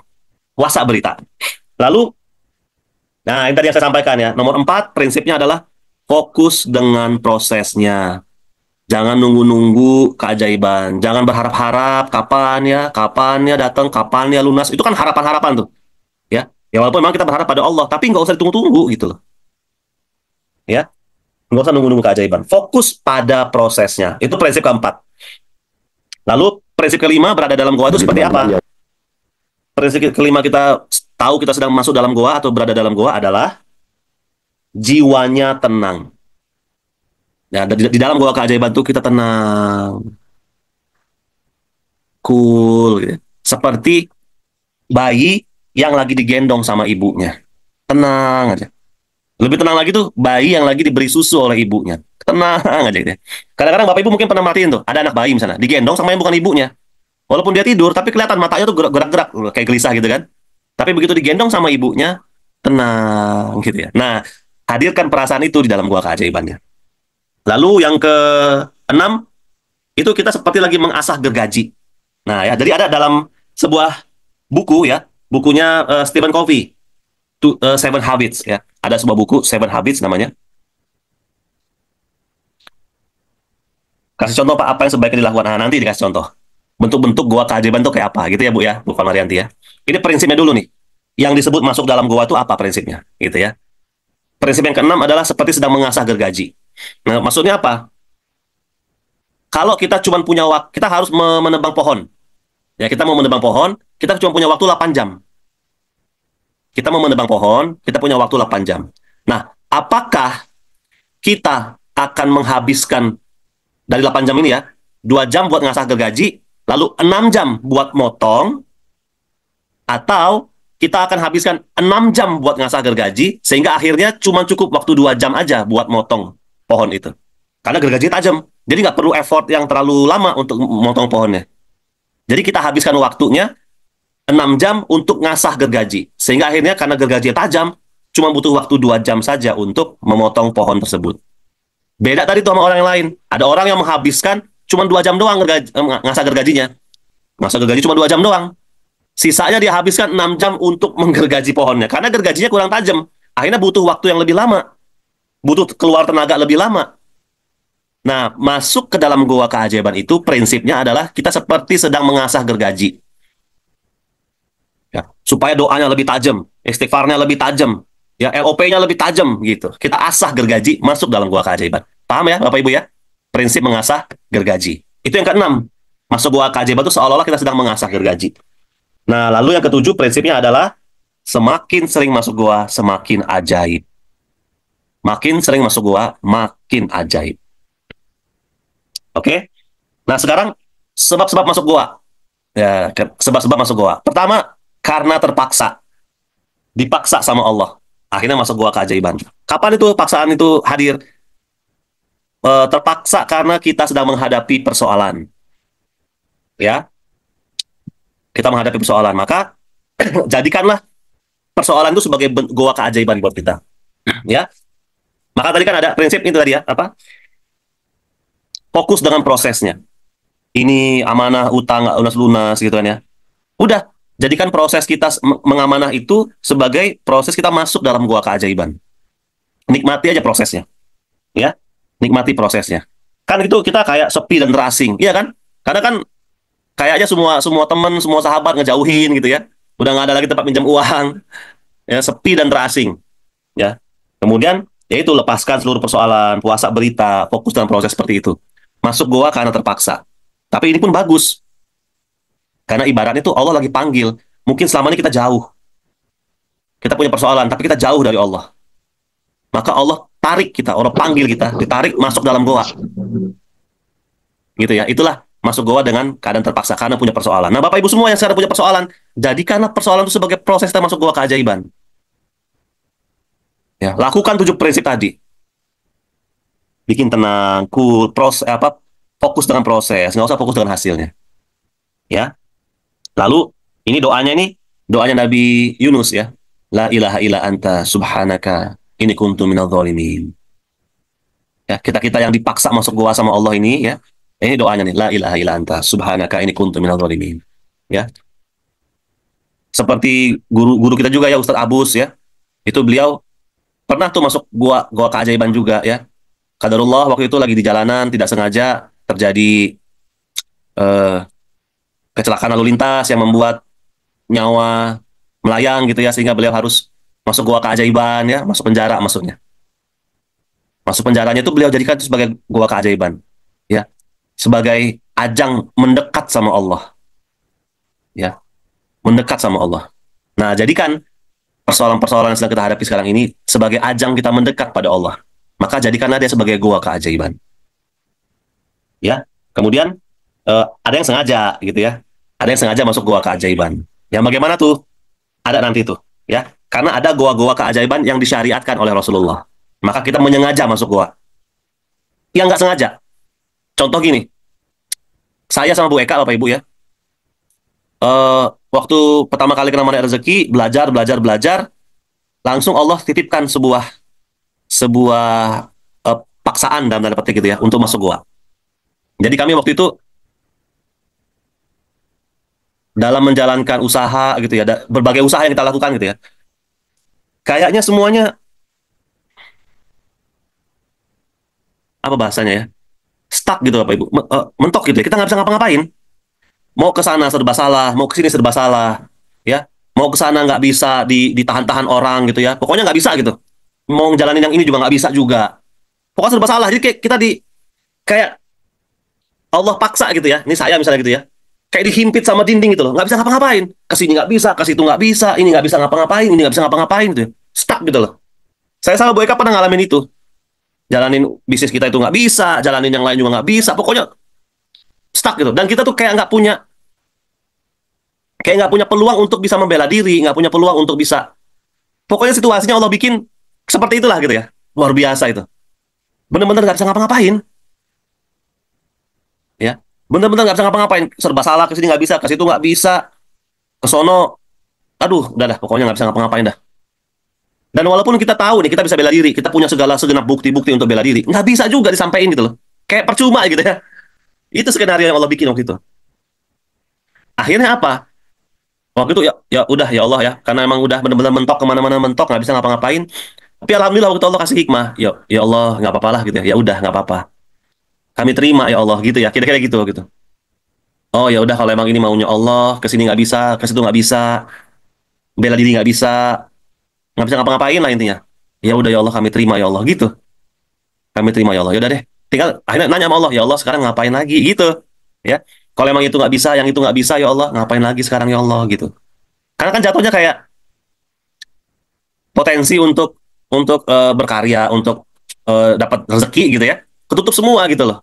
Jadi ngapain lagi ya Allah gitu ya. Waktu itu sampai gitu sama Allah, ngapain lagi ya Allah, gimana lagi ya Allah gitu. Sampai akhirnya memang ya itu Allah maha maha luar biasa ya. Akhirnya bukan cuma kami yang dipaksa masuk goa waktu itu, seluruh dunia yang paksa masuk goa karena hadirlah COVID waktu gitu kan ya. COVID gitu. Akhirnya ya udah kita, tapi karena kami emang udah ridho gitu ya, udah nggak apa-apa ya Allah, kalau emang yang itu lagi ketutup nggak apa-apa ya Allah, pasti engkau buka jalan yang lain. Kita gitu aja prinsipnya. Kalau yang itu ketutup ya Allah pasti ada jalan yang lain. Ya udah deh. Nah itu yang saya bilang fokus sama prosesnya. Kita udah nggak mikirin lagi ya udah deh yang itu nggak bisa nggak apa-apa. Tapi pasti ada jalan lain. Pasti Allah bukakan pintu yang lain. Kalau pintu rezeki itu yang lagi ditutup, pasti ada pintu lain yang Allah buka gitu. Yang lebih dahsyat, yang lebih mudah gitu. Itu keyakinan kami. Maka ya udah nggak apa-apa. Apalagi ya Allah yang kita mesti lakukan. Kita gitu aja. Maka pada saat itu apa yang kita bisa lakukan kita lakukan. Tapi udah bukan dengan keterpaksaan, bukan dengan buru-buru tergesa-gesa karena kebutuhan ekonomi. Ini gimana nanti anak-anak kalau kita nggak kerja gimana mau dapat duit? Nanti kita nggak bisa makan. Ini gimana? Mana lagi COVID? Mana lagi gitu ya? Karena kadang-kadang situasinya dibikin begitu, panik gitu. Tapi alhamdulillah pada saat itu kita nggak panik, Bapak Ibu. Kita cuma apa lagi ya, ngapain lagi ya gitu. Oh ya udah deh, ya udah deh. Fokus praktek ilmu mandek rezeki. Pada saat COVID itu ya, kan ada teman-teman tuh yang mendadak menjadi pedagang online ya kan. Dia jualan di Facebook, jualan di... Pokoknya waktu itu ada semua pada mendadak. Karena kan semua dirumahkan. Nggak bisa beraktivitas keluar kan. Maka akhirnya banyak yang eh, mencari solusi lah gitu ya. Jadi pedagang. Tiba-tiba ada teman jualan kue gitu ya. Kelihatan di Facebook dia posting jualan kue. Dia posting jualan alpukat. Dia posting jualan macam-macam gitu. Akhirnya kita doain aja kan. Praktek mandek rezeki. Ya Allah semoga dagangan mereka lancar. Ya Allah dapat rezeki berkah ya Allah gitu ya. Kita doain. Habis itu kita bantuin. Kita WA gitu ya, boleh nggak saya bantuin ya untuk promosiin, untuk kasih tahu ke teman-teman. Iya ya makasih ya gitu ya. Niat kita cuma ngebantuin doang. Misalnya siapa yang mau alpukat nih gitu, ini ada alpukat bagus-bagus gitu ya. Ya mau orang mau sama kita kan, kita kasih tahu. Ini ada yang mau nih sekian kilo gitu kan. Tiba-tiba temen tuh bilang, ya udah buat kamu harga segini aja gitu. Akhirnya kan dapat keuntungan kan, dapat selisih harga. Itu aja yang kita lakukan. Jadi apa yang kita bisa lakukan kita lakukan gitu loh. Tapi dengan hati yang gembira, happy, karena yakin pasti Allah buka pintu rezeki di sisi yang lain. Dan Bapak Ibu semua, alhamdulillah luar biasanya, selama COVID, ya kita hidup gitu ya, tetap bisa makan yang layak gitu. Dan tidak ada rasa takut, cemas, gimana ini COVID, bakal jadi apa nih dunia, gitu. Nggak ada perasaan begitu. Nah, tapi akhirnya sekarang saya ingat ya dengan membaca prinsip ini, ternyata prinsip-prinsip masuk goanya kita lakukan.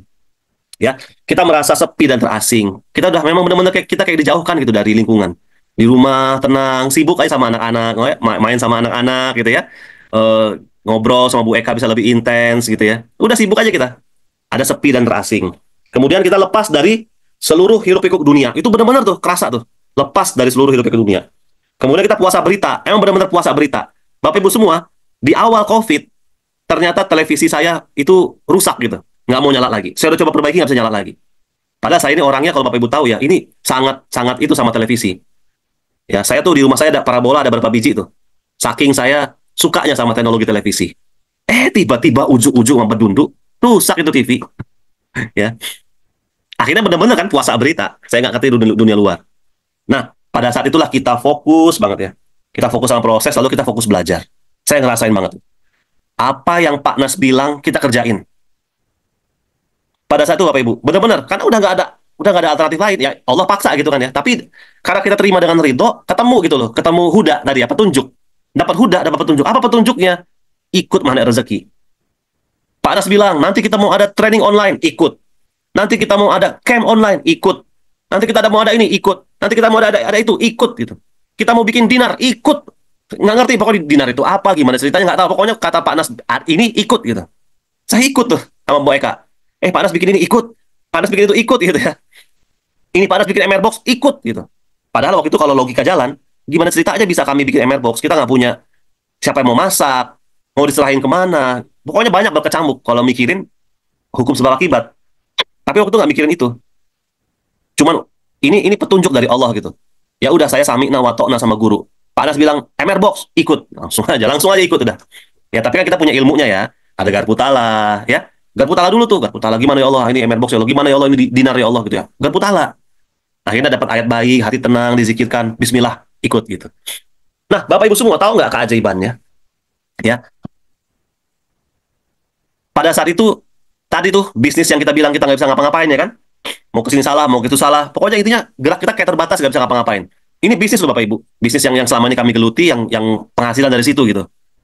Ternyata, begitu bisnisnya nggak diapa-apain, ya nggak diapa-apain gitu loh. Karena kan nggak bisa ngapa-ngapain kemarin ya, saya. Nggak diapa-apain tuh bisnisnya tuh. Kita sibuk aja sama Magnet Rezeki. Sibuk ikut kajian-kajian Pak Nas, sibuk ikut camp, sibuk ikut training online gitu-gitu ya, sibuk MR Box gitu. Akhirnya nggak sempet ngapa-ngapain tuh bisnisnya gitu ya. Cuma saat ala kadarnya aja gitu. Tetap berpenghasilan Bapak Ibu. Berpenghasilan sama seperti waktu kami ngerjainnya dengan penuh waktu gitu. Kan unik gitu ya. Teman-teman. Cara Allah itu. Kok bisa bisnisnya didiemin aja, nggak dipegang-pegang, malah berpenghasilan yang sama. Kitanya lagi sibuk sama Magnet Rezeki, sibuk memuliakan orang gitu ya. Bisnisnya jalan, berpenghasilan. Ternyata di dalam COVID itu, amanah kami Bapak Ibu, 1,5 miliar, lunas. Nggak tahu dari mana uangnya. Kalau sekarang ditanya. Ya, gimana Pak ceritanya? Gimana Mas? Nggak tahu. Pokoknya tiba-tiba, datang ini gitu ya. Bayar, tahu lunas. Allahu Akbar. Maka Bapak Ibu semua hadirkan keyakinannya. Yakin, bisa, Allahu Akbar. Masuk gua keajaiban. Jadikan persoalan kita itu sebagai gua keajaiban. Gimana caranya Pak? Ridho sama ketentuan Allah. Ya Allah, kalau memang proses amanah ini ya Allah, menurut Engkau belum bisa selesai hari ini, hamba ridho ya Allah, hamba terima ya Allah. Fokus. Hamba terima ya Allah. Gitu ya, jadikan dia gua keajaiban. Lakukan apa yang kita bisa lakukan. Ya, kalau ditanya nih sama Bu Fatmariati, kasih contoh Pak, apa yang sebaiknya dilakukan ketika masuk gua keajaiban? Ya lakukan ibadah-ibadah syariat. Lakukan praktek-praktek ilmu Magnet Rezeki. Gitu loh. Kita udah tahu, kita udah pegang ini pelurunya. Udah pegang nih amunisinya nih. Itu jurus-jurus Magnet Rezeki dipraktekin tuh di dalam goa gitu. Ya. Nah, itu tadi goa keajaiban yang masuknya karena terpaksa. Lalu bagaimana Pak yang kita sengaja masuk goa keajaiban? Nah, ini ada tuntunan dari Rasulullah, ya. Bentuk-bentuk goa yang disyariatkan oleh Rasulullah Shallallahu alaihi wasallam. 1.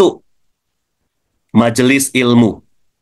Nah, hadir di majelis ilmu itu juga adalah bentuk masuk dalam goa keajaiban. Hadir dalam majelis ilmu itu juga bentuk kita sedang mendekat kepada Allah dalam rangka memohon keajaiban dari Allah. Hadir dalam majelis ilmu. Majelis ilmu apapun, ya tentu yang bukan gosip, ya yang bukan ngomongin orang Bapak Ibu ya.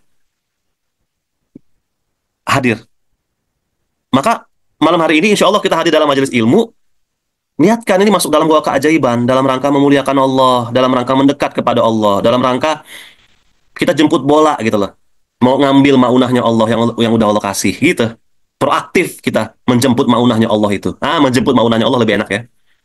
Kita proaktif menjemput maunahnya Allah itu. Allah udah kasih ini maunah buat kamu, maka kita jemput. Proaktif. Hadir dalam majelis ilmu itu adalah bentuk proaktif menjemput maunahnya Allah. Maka Bapak Ibu semua, ini nih kalau orang tahu ya betapa dahsyatnya majelis ilmu, wirid-wirid bulanan, majelis-majelis taklim, sholat Jumat ya buat bapak-bapak, khutbah Jumat, kultum. Itu dahsyat Bapak Ibu, karena dia adalah gua keajaiban. Malaikat-malaikat Allah hadir. Siap nih, tangannya udah begini malaikat Allah nih. Mau minta apa katanya. Ini, di majelis-majelis ilmu seperti ini. Maka kuatin LOP-nya, minta sama Allah. Maka kan tadi ada yang tulis komen, ada yang berdoa. Kita aminkan tuh doanya. Karena ini diaminkan juga sama malaikat-malaikat Allah. Majelis ilmu ini adalah bentuk kita masuk gua keajaiban. Ya, kalau tadi ada kan terpaksa. Nah, karena ada persoalan-persoalan ya. Akhirnya persoalan itu kita jadikan gua keajaiban. Seperti halnya Nabi Yunus menjadikan masuknya dia ke dalam perut ikan itu sebagai gua keajaiban. Dia fokus aja. La ilaha illa anta subhanaka ini kuntu minadh dhalimin. Bapak juga boleh tuh ikut Nabi Yunus. Lagi ada persoalan nih Pak, gimana Pak? Utang melilit gitu ya. Udah, la ilaha illa anta subhanaka ini kuntu minadh dhalimin. La ilaha illa anta subhanaka ini kuntu minadh dhalimin. Ya Allah, tidak Tuhan selain Engkau ya Allah. Maha suci Engkau ya Allah. Sesungguhnya kami ini orang-orang yang zalim gitu ya. Jadi kita zalim. Maka itu doanya Nabi Yunus. Maka kalau lagi dalam gua keajaiban, udah itu aja coba doanya. La ilaha illa anta subhanaka inni kuntu minadh dhalimin. Jadi kalau kata Bu Farmarianti, apa yang sebaiknya dilakukan Pak? Ya itu, paling minimal itu tadi tuh. La ilaha illa anta subhanaka inni kuntu minadh dhalimin. Ya. Kalau lagi terpaksa karena ada persoalan, ya. Tapi kalau kita yang menyengaja masuk ke gua keajaiban, nah ini pertama majelis ilmu, ya. Maka Bapak Ibu semua, lusa nanti nih, insya Allah ya hari Sabtu, hari Sabtu tanggal 14 September, insya Allah, kita akan ada seminar hybrid magnet rezeki. Hari Minggunya akan ada training hybrid magnet rezeki. Saya sama Bu Eka, insya Allah akan ngisi di Padang, di Hotel UNP. Maka Bapak Ibu semua, jadikan seminar hybrid magnet rezeki dan training hybrid itu sebagai gua keajaiban buat kita. Bentuk proaktif kita menjemput maunahnya Allah. Hadir tuh di situ. Paksa diri untuk hadir. Kalau ke dalam majelis ilmu, paksa untuk hadir. Ada doanya dititipin sama guru saya. Mau nggak Bapak Ibu doanya? Ya, supaya terus bisa istiqomah hadir gitu. Mau nggak doanya Bapak Ibu? Dititipin sama guru saya nih. Mau ya? Oke, doanya gini. Sama-sama ikutin ya. Bismillahirrahmanirrahim. Allahumma paksain.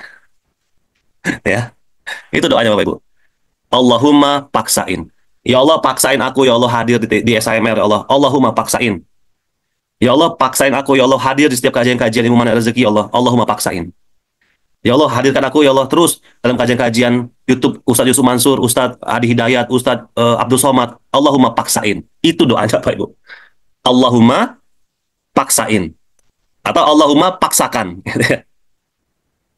Minta Allah yang dorong gitu. Karena kekuatan Allah ini luar biasa Bapak Ibu. Kalau kekuatan kita mungkin ada aja, aduh hari Sabtu ya, aduh ada barale, ada macam-macam kan. Langsung ada juga mungkin, aduh uangnya dari mana ya, buat biaya ikut seminarnya dari mana ya. Itu seminar di Padang ya, nggak dekat, saya di Pariaman, nggak dekat, saya di Bukit Tinggi. Maka minta sama Allah, Allahumma paksakan. Ini seriusan, ini doa dari guru saya, dari Ustadz Roshidin dan Ustadz Nasrullah. Ya. Ini doa dari mereka nih. Kalau mau minta apa-apa gitu ya, mau bangun malam ya Allah gimana nih ya? Badan sih lah, kayaknya lagi capek banget, tapi pengen bangun malam, maka bismillah, Allahumma paksain. Bangun malam ya Allah, sholat malam gitu. Allahumma paksain. Ya Allah nggak mudah, ya Allah bangun subuh ya Allah, Allahumma paksain. Ya Allah nggak mudah, ya Allah mau hadir SIMR, Allahumma paksain. Siap ya? Amalin doanya ya. Ini udah diijazahin nih sama guru kita ya. Bismillah ya Bapak Ibu. Hadir di majelis ilmu. Maka menyampaikan bahwa akan ada contoh ya seminar dan training hybrid nanti hari Sabtu dan Ahad, itu juga adalah bagian mendekat kepada Allah. Kita mau ngajak semakin ramai orang merasakan keajaiban Allah. Kita jangan mau ajaib sendiri-sendiri. Kita maunya ajaib berjamaah Bapak Ibu. Maka ayo hadir dan menghadirkan. Bapak Ibu bismillah minta sama Allah, Allahumma paksain hadir di seminar dan training hybrid magnet rezeki. Tapi sekaligus juga menghadirkan. Ya, jangan mau ajaib sendiri Bapak Ibu, ajaib bareng-bareng. Hadirkan siapa? Pasangan kita, anak kita, orang tua kita, tetangga, teman majelis taklim, teman-teman alumni SD, SMP, SMA, ajak mereka hadir. Allahumma paksain. Ya. Satu orang mendapatkan hidayah dari Allah melalui perantaraan kita, itu lebih baik daripada bumi dan seisinya. Satu orang mendapatkan hidayah dari Allah dengan perantaraan kita, itu jauh lebih baik daripada dunia dan seluruh isinya. Maka Bapak Ibu semua minta sama Allah bismillah. Ya. Ya Allah, jadikanlah kami perantara ya Allah. Perantara hikmah, perantara hidayah darimu ya Rob gitu. Kita nggak tahu dari ajakan kita yang mana. Teman kita, sahabat kita, keluarga kita tergerak hatinya untuk hadir.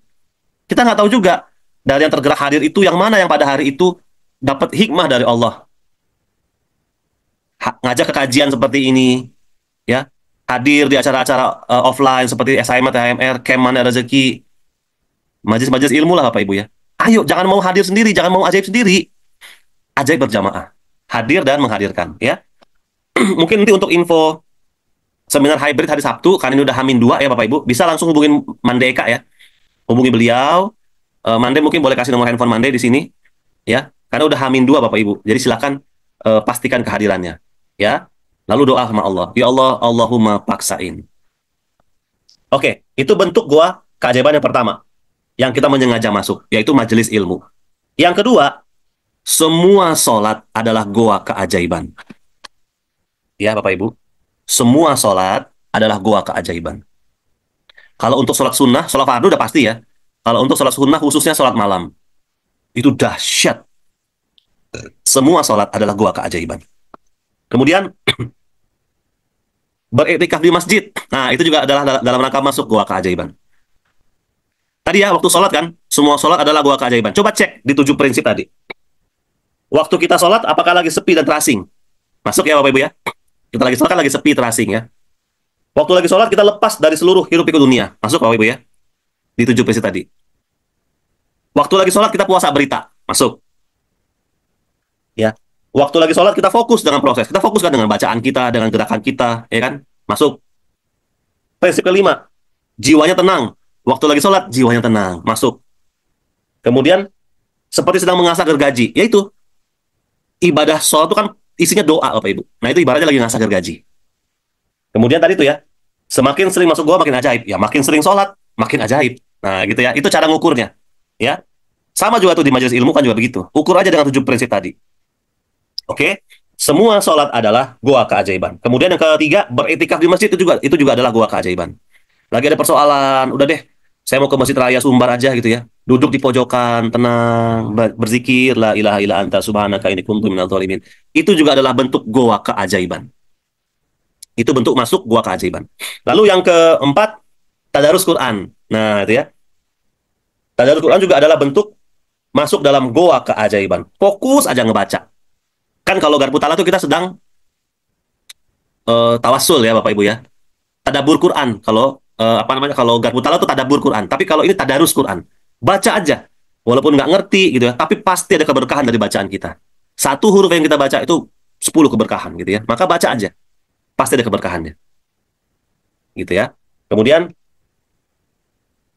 umroh dan haji. Nah, ini ya. Umroh dan haji itu juga adalah bentuk masuk dalam goa keajaiban. Maka kejar Bapak Ibu. Hal-hal yang membuat kita masuk dalam goa keajaiban, kejar. Kenapa? Karena masuk goa itu berarti kita sedang mendekat sama Allah, lagi menjemput maunah, menjemput keajaiban, menjemput solusi, menjemput lunas utang, menjemput keluarga sakinah, mawaddah, warohmah, menjemput apapun yang sekarang lagi jadi persoalan, kita jemput solusinya sama Allah dengan cara masuk dalam goa keajaiban. Maka Allahumma paksain masuk dalam goa keajaiban. Umroh dan haji juga adalah termasuk masuk dalam goa keajaiban. Nah itu tadi ya saya sampaikan juga. Alhamdulillah nanti ini di bulan Oktober kita ada keberangkatan dari Padang. Umroh bersama Manek Rezeki berangkatnya dari Padang. Maka ada banyak keistimewaan ya, dalam artian berangkatnya langsung gitu ya. Kemudian juga nanti kan bagasi juga kan dia connecting flightnya sehingga kita aman. Bagasi dari Padang tinggal ambil aja nanti di Jeddah gitu ya. Ada handling yang mengurusin gitu ya. Enak gitu, banyak fasilitasnya. Nanti sampai Madinah langsung berkumpul dengan seluruh peserta yang ada dari Jakarta, langsung ketemu sama Pak Nas, ketemu sama Bu Yuni, istrinya Pak Nas. Untuk para akhwat nanti akan didampingi oleh Bu Yuni gitu ya. Luar biasa Bapak Ibu. Sepanjang perjalanan ibadah umroh dan haji itu adalah kita sedang masuk dalam goa keajaiban. Kita lagi berada di pusat keajaiban. Ya, kan tanah suci itu kan pusat keajaiban. Nah, luar biasa. Kita ada di pusat keajaiban, belajar ilmu keajaiban, menjemput keajaiban Allah. Umroh dan haji adalah bentuk masuk dalam goa keajaiban. Ya. Kemudian semua tempat mustajab untuk berdoa itu juga adalah goa keajaiban. Semua tempat yang disyariatkan ya, mustajab untuk berdoa, itu juga adalah kita lagi masuk gua keajaiban. Misalnya berada di multazam, itu lagi masuk dalam gua keajaiban. Ya, nanti Bapak Ibu gali lagi ya, apa-apa aja nih tempat-tempat yang mustajab untuk berdoa. Nah, itu kita lagi ada dalam gua keajaiban. Hadir di tempat itu memanjatkan doa, berarti saat itu kita sedang masuk gua keajaiban. Nah, yang ketujuh, Bagi teman-teman yang semua waktu mustajab untuk berdoa itu juga adalah gua keajaiban. Semua waktu yang disyariatkan adalah waktu yang mustajab untuk berdoa, itu adalah juga lagi masuk gua keajaiban. Termasuk nih hari ini. Hari Jumat ini penghulunya hari, Bapak Ibu. Ya, diistimewakan sama Allah. Maka sepanjang Jumat ini, kan sering ya muncul pengumuman ya, biasanya Bu Eka kasih pengumuman tuh. Yuk, masuk dalam gua keajaiban. Ini nih malam Jumat nih, dari malam Jumat ini sampai besok, setelah sholat Jumat itu kita proses masuk gua keajaiban. Maka, asingkan diri. Ya, masuk dalam gua keajaiban. Fokus aja. Ya, hati tenang, jiwa tenang, asah gergaji gitu. Puasa berita. Hari Jumat ini nih dari maghrib sampai besok setelah Jumat. Ini lagi gua keajaiban Bapak Ibu. Doa dikabul, mustajab. Ya. Itu lagi masuk gua keajaiban. Maka kalau Bapak Ibu udah ngerti sekarang ya. Udah paham ya kalau kita bilang, "Yuk, masuk gua" gitu. Ini diantaranya. Malam hari ini kita lagi masuk gua, ada di majelis ilmu malam Jumat. Masya Allah. Insya Allah ya. Duh, keberkahannya berlipat-lipat Bapak Ibu. Insya Allah. Ya, maka itu waktu-waktu mustajab. Misalnya pas hujan. Nah, waktu hujan ya, kemudian kita keluar ngeliat hujan sambil berdoa sama Allah. Itu juga masuk gua keajaiban Bapak Ibu. Karena kan pada saat hujan itu juga kan waktu mustajab juga buat berdoa. Ya, turun hujan itu waktu yang mustajab untuk berdoa. Setiap waktu mustajab untuk berdoa, itulah hakikatnya kita sedang masuk dalam gua keajaiban. Kita lagi masuk mendekat sama Allah untuk menjemput maunahnya. Masuk dalam gua keajaiban. Turun hujan, kita berdoa dengan khusyuk ya sama Allah, itu lagi masuk gua keajaiban. Lagi menjemput maunahnya Allah. Maka manfaatkan setiap momentum-momentum mustajab berdoa. Antara azan dan iqamah, itu kan waktu mustajab berdoa tuh. Itu masuk gua keajaiban tuh. Fokus minta sama Allah. Antara azan dan iqamah. Apalagi antara dua khutbah. Di sholat Jumat misalnya. Antara dua khutbah itu waktu mustajab buat berdoa. Maka masuk dalam gua keajaiban. Fokus doa di situ. Nah, cari lagi, apalagi Bapak Ibu, waktu-waktu mustajab. Itulah saatnya kita masuk gua keajaiban. Ya. Kata Pak Ahmad Ghazali, alhamdulillah Bekasi lagi hujan. Ah, itu Pak, malam Jumat ada di majelis ilmu lagi hujan. Beuh. Waduh, triple keberkahannya. Allah Allah. Ayo Pak, fokuskan doa, Pak. Fokuskan doa, minta sama Allah. Hadirkan keyakinan dalam diri. Kalau perlu digerakin, yakin, bisa, Allahu Akbar. Yakin, bisa, Allahu Akbar. Pasti Allah kabul. Pasti hadir maunah Allah dalam hidup saya. Pasti bisa, gitu. Yakin, bisa, Allahu Akbar. Ya, nah itulah bentuk-bentuk doa yang disyariatkan oleh Rasulullah. Ada 7 tadi ya. Di antaranya majelis ilmu. Maka, nanti pada akhirnya Bapak dan Ibu semua ya, pada akhirnya ya, sepanjang waktu kita, sepanjang detik yang kita habiskan, dia adalah goa keajaiban. Kita latihan ya, menuju ke sana. Sepanjang waktu kita adalah goa keajaiban. Kenapa? Karena kita udah connect sama Allah. Udah sepi dan terasing, udah nggak peduli lagi sama dunia ini. Yang ada hanya Allah. Itu kalau di mana rezeki, ada di +8 di spiritual meter. Ya, nih, ada di +8. +8 itu apa? Pencerahan, hidayah, hakikat, persaksian, pengakuan akan Allah. Kita akan menuju ke sana insya Allah. Karena kan target mana rezeki apa? Menjadi insan yang selalu ditolong oleh Allah. Artinya, target kita belajar mana rezeki apa? Meraih ridhonya Allah. Salah satu bentuknya adalah itu tadi. Sepanjang waktu kita adalah goa-goa keajaiban. Luar biasa Bapak Ibu. Maka latihan dari sekarang ini. Dari sekarang ini. Seluruh impian besar kan dimulai dari langkah pertama. Langkah kecil pertama. Nah ini, langkah kecil pertama kita latihan. Hadir di majelis ilmu. Ya, manfaatkan waktu-waktu mustajab untuk berdoa. Jadikan persoalan hidup ini sebagai ajang masuk goa keajaiban. Jangan malah menghindar. Jangan malah sibuk ngurusin ini gimana caranya nih, gimana bayar utang nih, gimana nih, malah ya kemana-mana pikirannya. Jangan mau. Itu tuh bisikan iblis. Jangan mau Bapak Ibu. Fokus. Begitu ada persoalan, yes, potensi masuk gua keajaiban gitu. Yes, Allah lagi panggil saya untuk mendekat. Ya kita beristighfar aja ya Allah. Berarti memang selama ini hamba jauh dari Engkau ya Allah. Maka Allah panggil untuk kembali mendekat dengan dihadirkan persoalan. Maka mendekat Bapak Ibu. Jangan jangan ngelawan. Jangan malah makin jauh. Makin hadir persoalan, makin banyak persoalan, makin besar persoalan, makin dalam persoalan, pastikan makin dekat kita dengan Allah. Terus mendekat. Jemput maunahnya Allah itu. Jadikan segenap persoalan kita adalah goa-goa keajaiban untuk kita. Wallahu a'lam bishawab. Ya, Bapak Ibu, saya jawab beberapa pertanyaan ya. Tadi ada pertanyaan di chat. Kata Pak Lutfi, bagaimana tentang berita Megatrust, Pak Febri? Bagaimana gimana, Pak? Maksudnya bagaimana menyikapinya? Ya, biasa aja. Ya. Lempeng-lempeng bumi itu kan makhluknya Allah juga ya. Gunung-gunung itu makhluknya Allah kan. Segenap alam semesta ini semua makhluknya Allah. Maka mereka hanya akan bergerak sesuai dengan apa yang Allah minta. Maka nggak usah takut sama makhluknya Allah. Dekati aja Allahnya. Ya. Kalaulah menurut Allah Megatrust itu kejadian di masanya kita, yakin bahwa itu udah pasti takdir terbaik dari Allah buat kita. Dan kalaulah kita disampaikan pada peristiwa itu, yakin bahwa Allah juga pasti kasih kita fasilitasnya supaya kita bisa melewati peristiwa itu dengan nyaman, dengan bahagia. Yakin Bapak Ibu. Saya pernah waktu itu sama Bu Eka ya, kita lagi dengerin ini nih, kajian-kajian akhir zaman. Itu kan agak-agak serem gitu dengernya ya. Kajian akhir zaman, nanti akhir zaman bakal begini, bakal begini, bakal begini, bakal begini. Dajjal tuh bakal begini, bakal begini, bakal begini gitu. Bu Eka bilang sama saya, ih serem ya akhir zaman ya, gimana ya kalau kita nanti sampai pada akhir zaman. Dia bilang gitu sama saya. Saya bilang gini, kalau Allah sampaikan kita pada situasi itu, Allah juga pasti beri fasilitasnya supaya kita bisa melewatinya dengan baik. Udah gitu. Megatrust juga gitu, Pak. Ya. Kalau Allah sampaikan kita di situ, pasti Allah juga berikan fasilitasnya supaya kita bisa melewatinya dengan baik. Dan lempeng-lempeng itu semua makhluknya Allah. Maka dekati Allah. Masuk dalam gua keajaiban. Kita dengar berita itu lalu timbul rasa nggak nyaman, timbul rasa yang gimana gitu dalam hati gitu ya. Maka dekati Allah. Ya Allah, tadi dengar berita Megatrust, ya Allah, nggak nyaman ya Allah. Masuk gua keajaiban. Masuk gua keajaiban. Ini malam Jumat nih. Ya Allah, lempeng-lempeng bumi itu semua hamba-Mu ya Rabb. Selamatkan kami ya Allah gitu. Ya. Gitu ya Pak ya menanganinya ya. Insya Allah. Insya Allah nanti Allah beri ketenangan. Allah beri huda, petunjuk untuk kita. Insya Allah ya. Lalu Bu Yeni.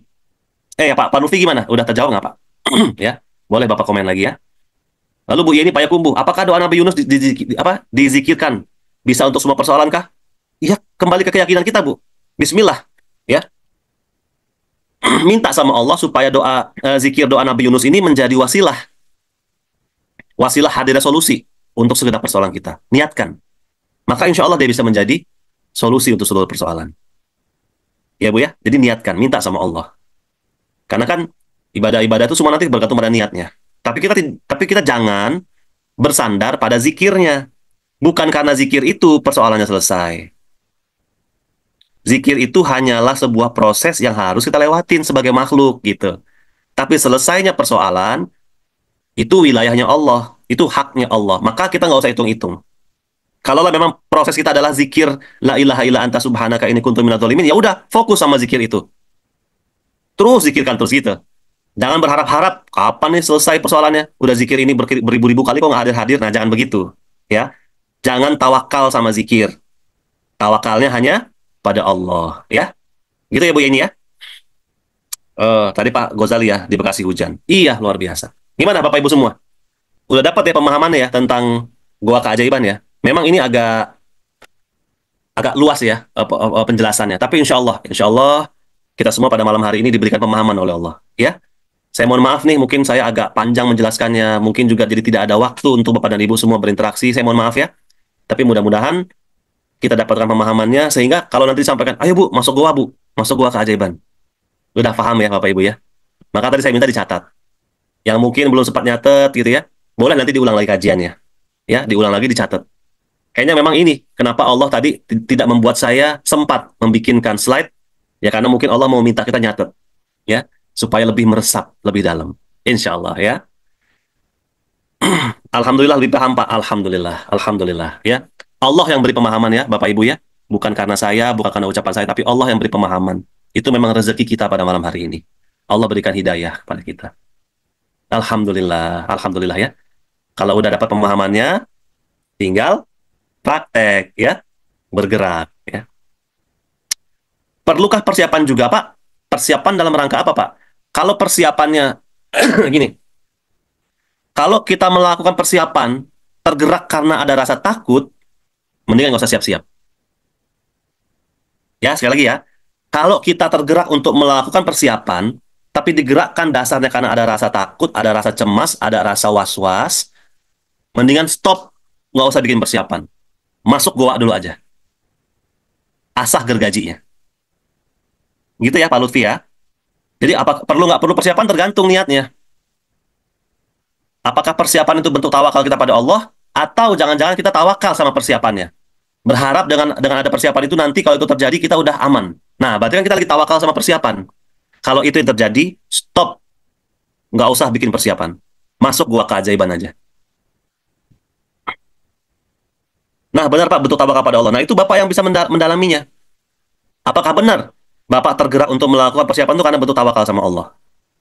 Apakah tidak ada setitik rasa takut yang mendorong Bapak untuk melakukan persiapan? Maksudnya ini, coba Bapak ini ya, Bapak bermuhasabah ya. Maksudnya saya bukan menghakimi, mohon maaf, tapi lebih kepada muhasabahnya. Apakah benar-benar? Gitu ya. Kenapa?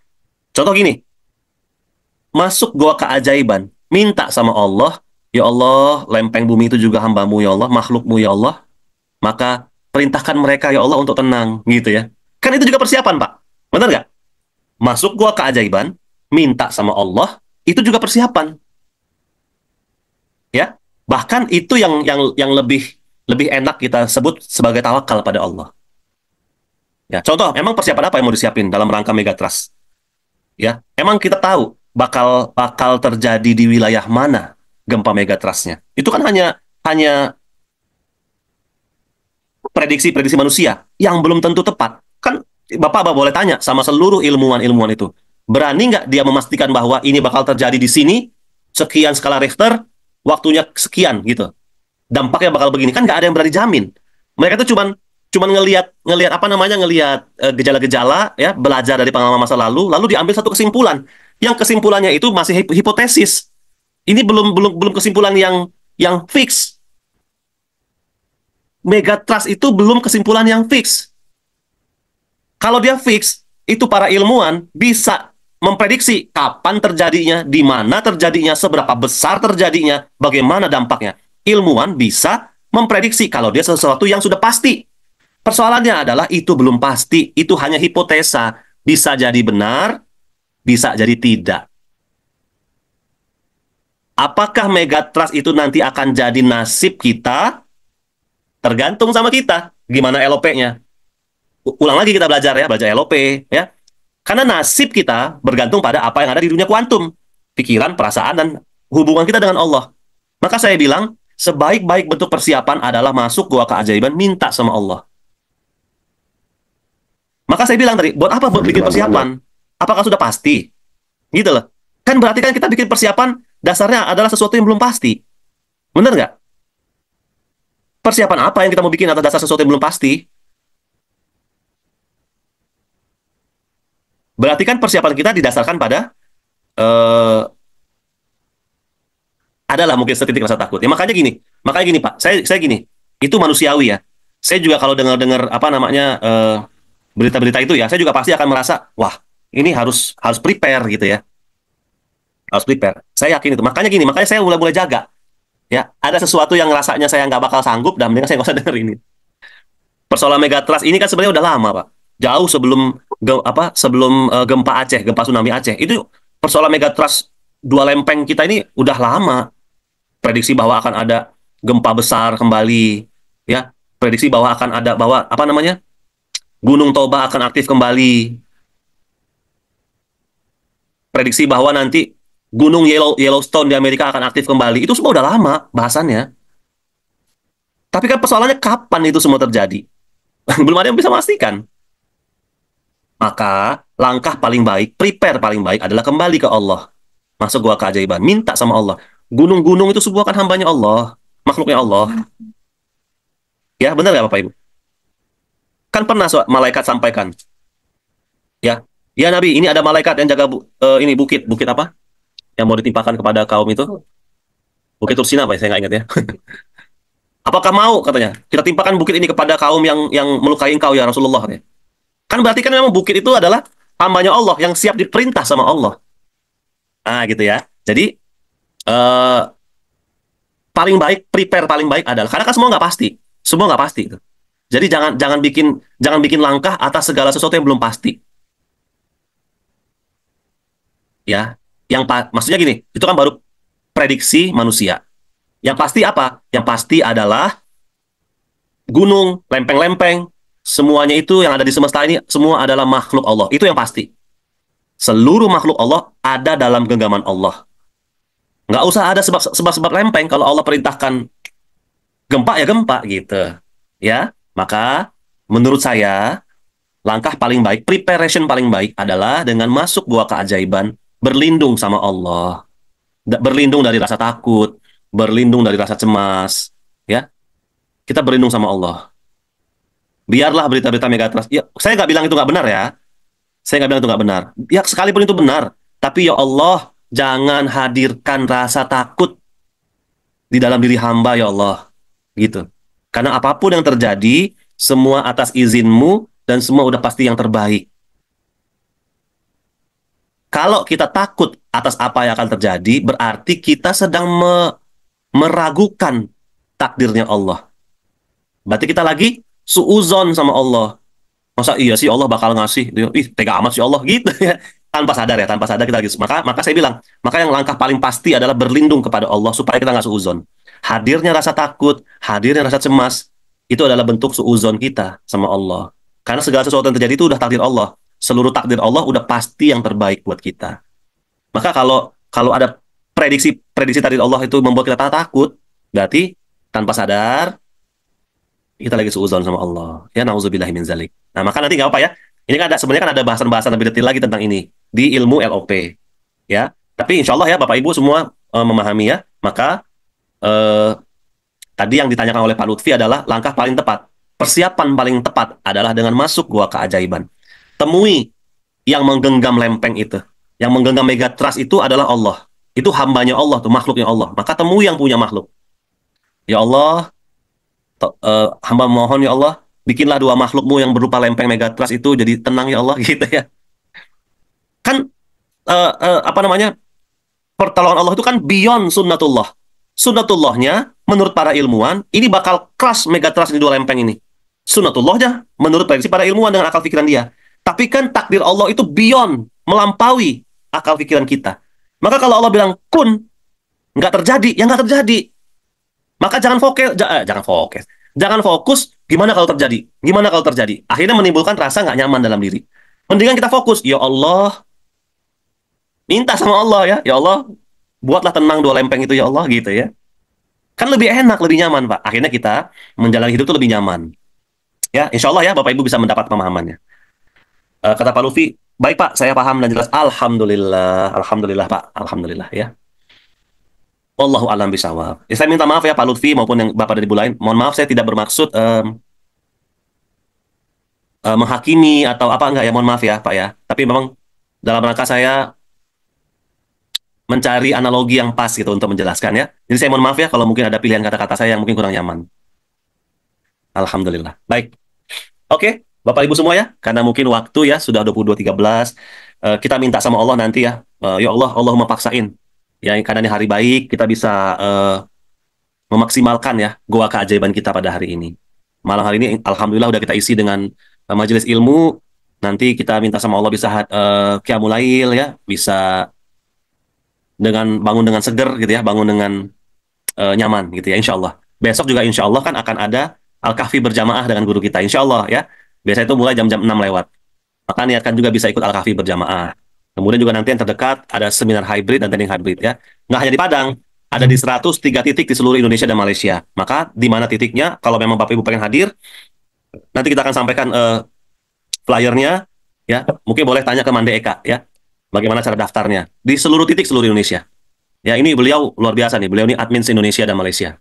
Ya, jadi dia tahu nanti itu bisa mendaftarin Bapak Ibu di mana. Iya, Mande. Mande, top admin se-Indonesia Malaysia. Ya. Nanti Bu Eka bisa bantu Bapak Ibu daftar ya. Yang di Padang, Bismillah ya. Kita ketemu ya Bapak Ibu ya. Yang di Padang dan sekitarnya. Sumatera Barat dah. Ya, di Sumatera Barat insya Allah ya. Kita ketemu di seminar Hybrid Magnet Rezeki hari Sabtu 14 September di Hotel UNP di Kota Padang di Air Tawar. Ya, Bismillah niatin SAMR itu sebagai goa keajaiban untuk kita. Ya. Sekali lagi terima kasih. Kita tutup ya Bapak Ibu ya. Pertemuan malam hari ini dengan mengucap hamdalah. Alhamdulillahirabbil alamin. Ya. Karena di majelis ilmu ini para malaikat hadir ya, malaikat itu penuh rahmatnya ya, dan juga malaikat itu nggak ada perisai.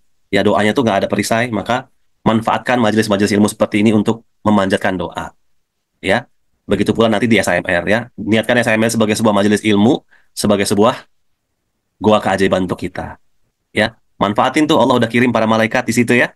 Manfaatin untuk kita berdoa dengan khusyuk pada Allah Subhanahu wa taala. Kita tutup dengan doa kafaratul majelis Bapak Ibu semua. Subhanakallahumma wa bihamdika asyhadu an la ilaha illa anta subhanaka inni kuntu minadh dhalimin. Subhanakallahumma wa bihamdika asyhadu an la ilaha illa anta subhanaka. Astaghfiruka wa atubu ilaik. Mohon maaf ya Bapak Ibu ya, ini Bu Eka nih. Allah karim, ya Allah, astagfirullahaladzim. Baik Bapak Ibu, saya mengucap terima kasih ya atas kehadiran Ibu semua pada malam hari ini ya. Kalau dapat hikmah, itu semua rezeki dari Allah. Dan kalau ada hal-hal yang kurang berkenan, itu murni kesalahan saya mohon maaf dan saya minta ampun kepada Allah. Terima kasih, kita ketemu di SHMR hari Sabtu ya. Billahi taufiq wal hidayah. Warahmatullahi wabarakatuh.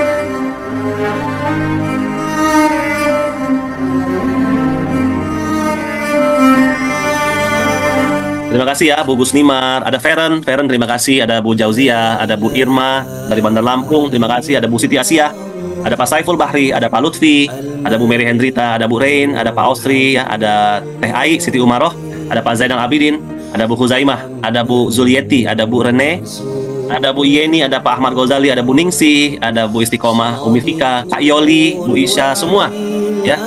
Ada Pak Anggis ya, semua. Terima kasih banyak ya. Insya Allah kita ketemu di pertemuan berikutnya. Di YouTube juga tadi ada beberapa ya. Terima kasih ya yang sudah memirsa dari YouTube. Terima kasih, selamat menikmati jamuan Allah di Gua Keajaiban. Assalamualaikum warahmatullahi wabarakatuh.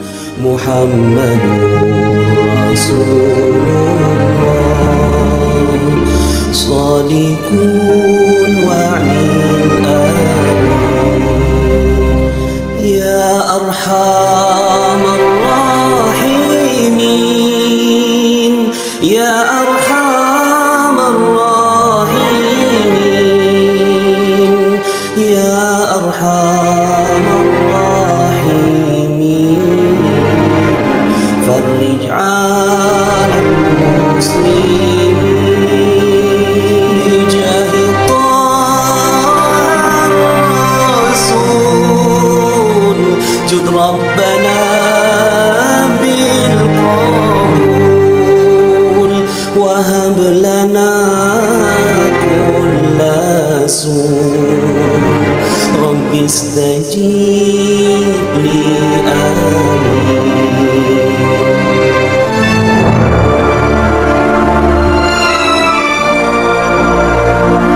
Teman-teman yang belum subscribe dan baru saja menemukan channel ini, silahkan subscribe.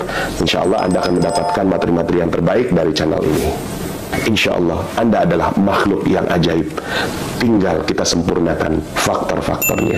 Dan insya Allah dalam video-video berikutnya kita akan lanjutkan materi ini sampai Anda menemukan potensi terbesar diri Anda dan menjadi makhluk ajaib sebagaimana yang Allah Subhanahu wa Ta'ala inginkan untuk Anda. Sampai jumpa. Assalamualaikum warahmatullahi wabarakatuh.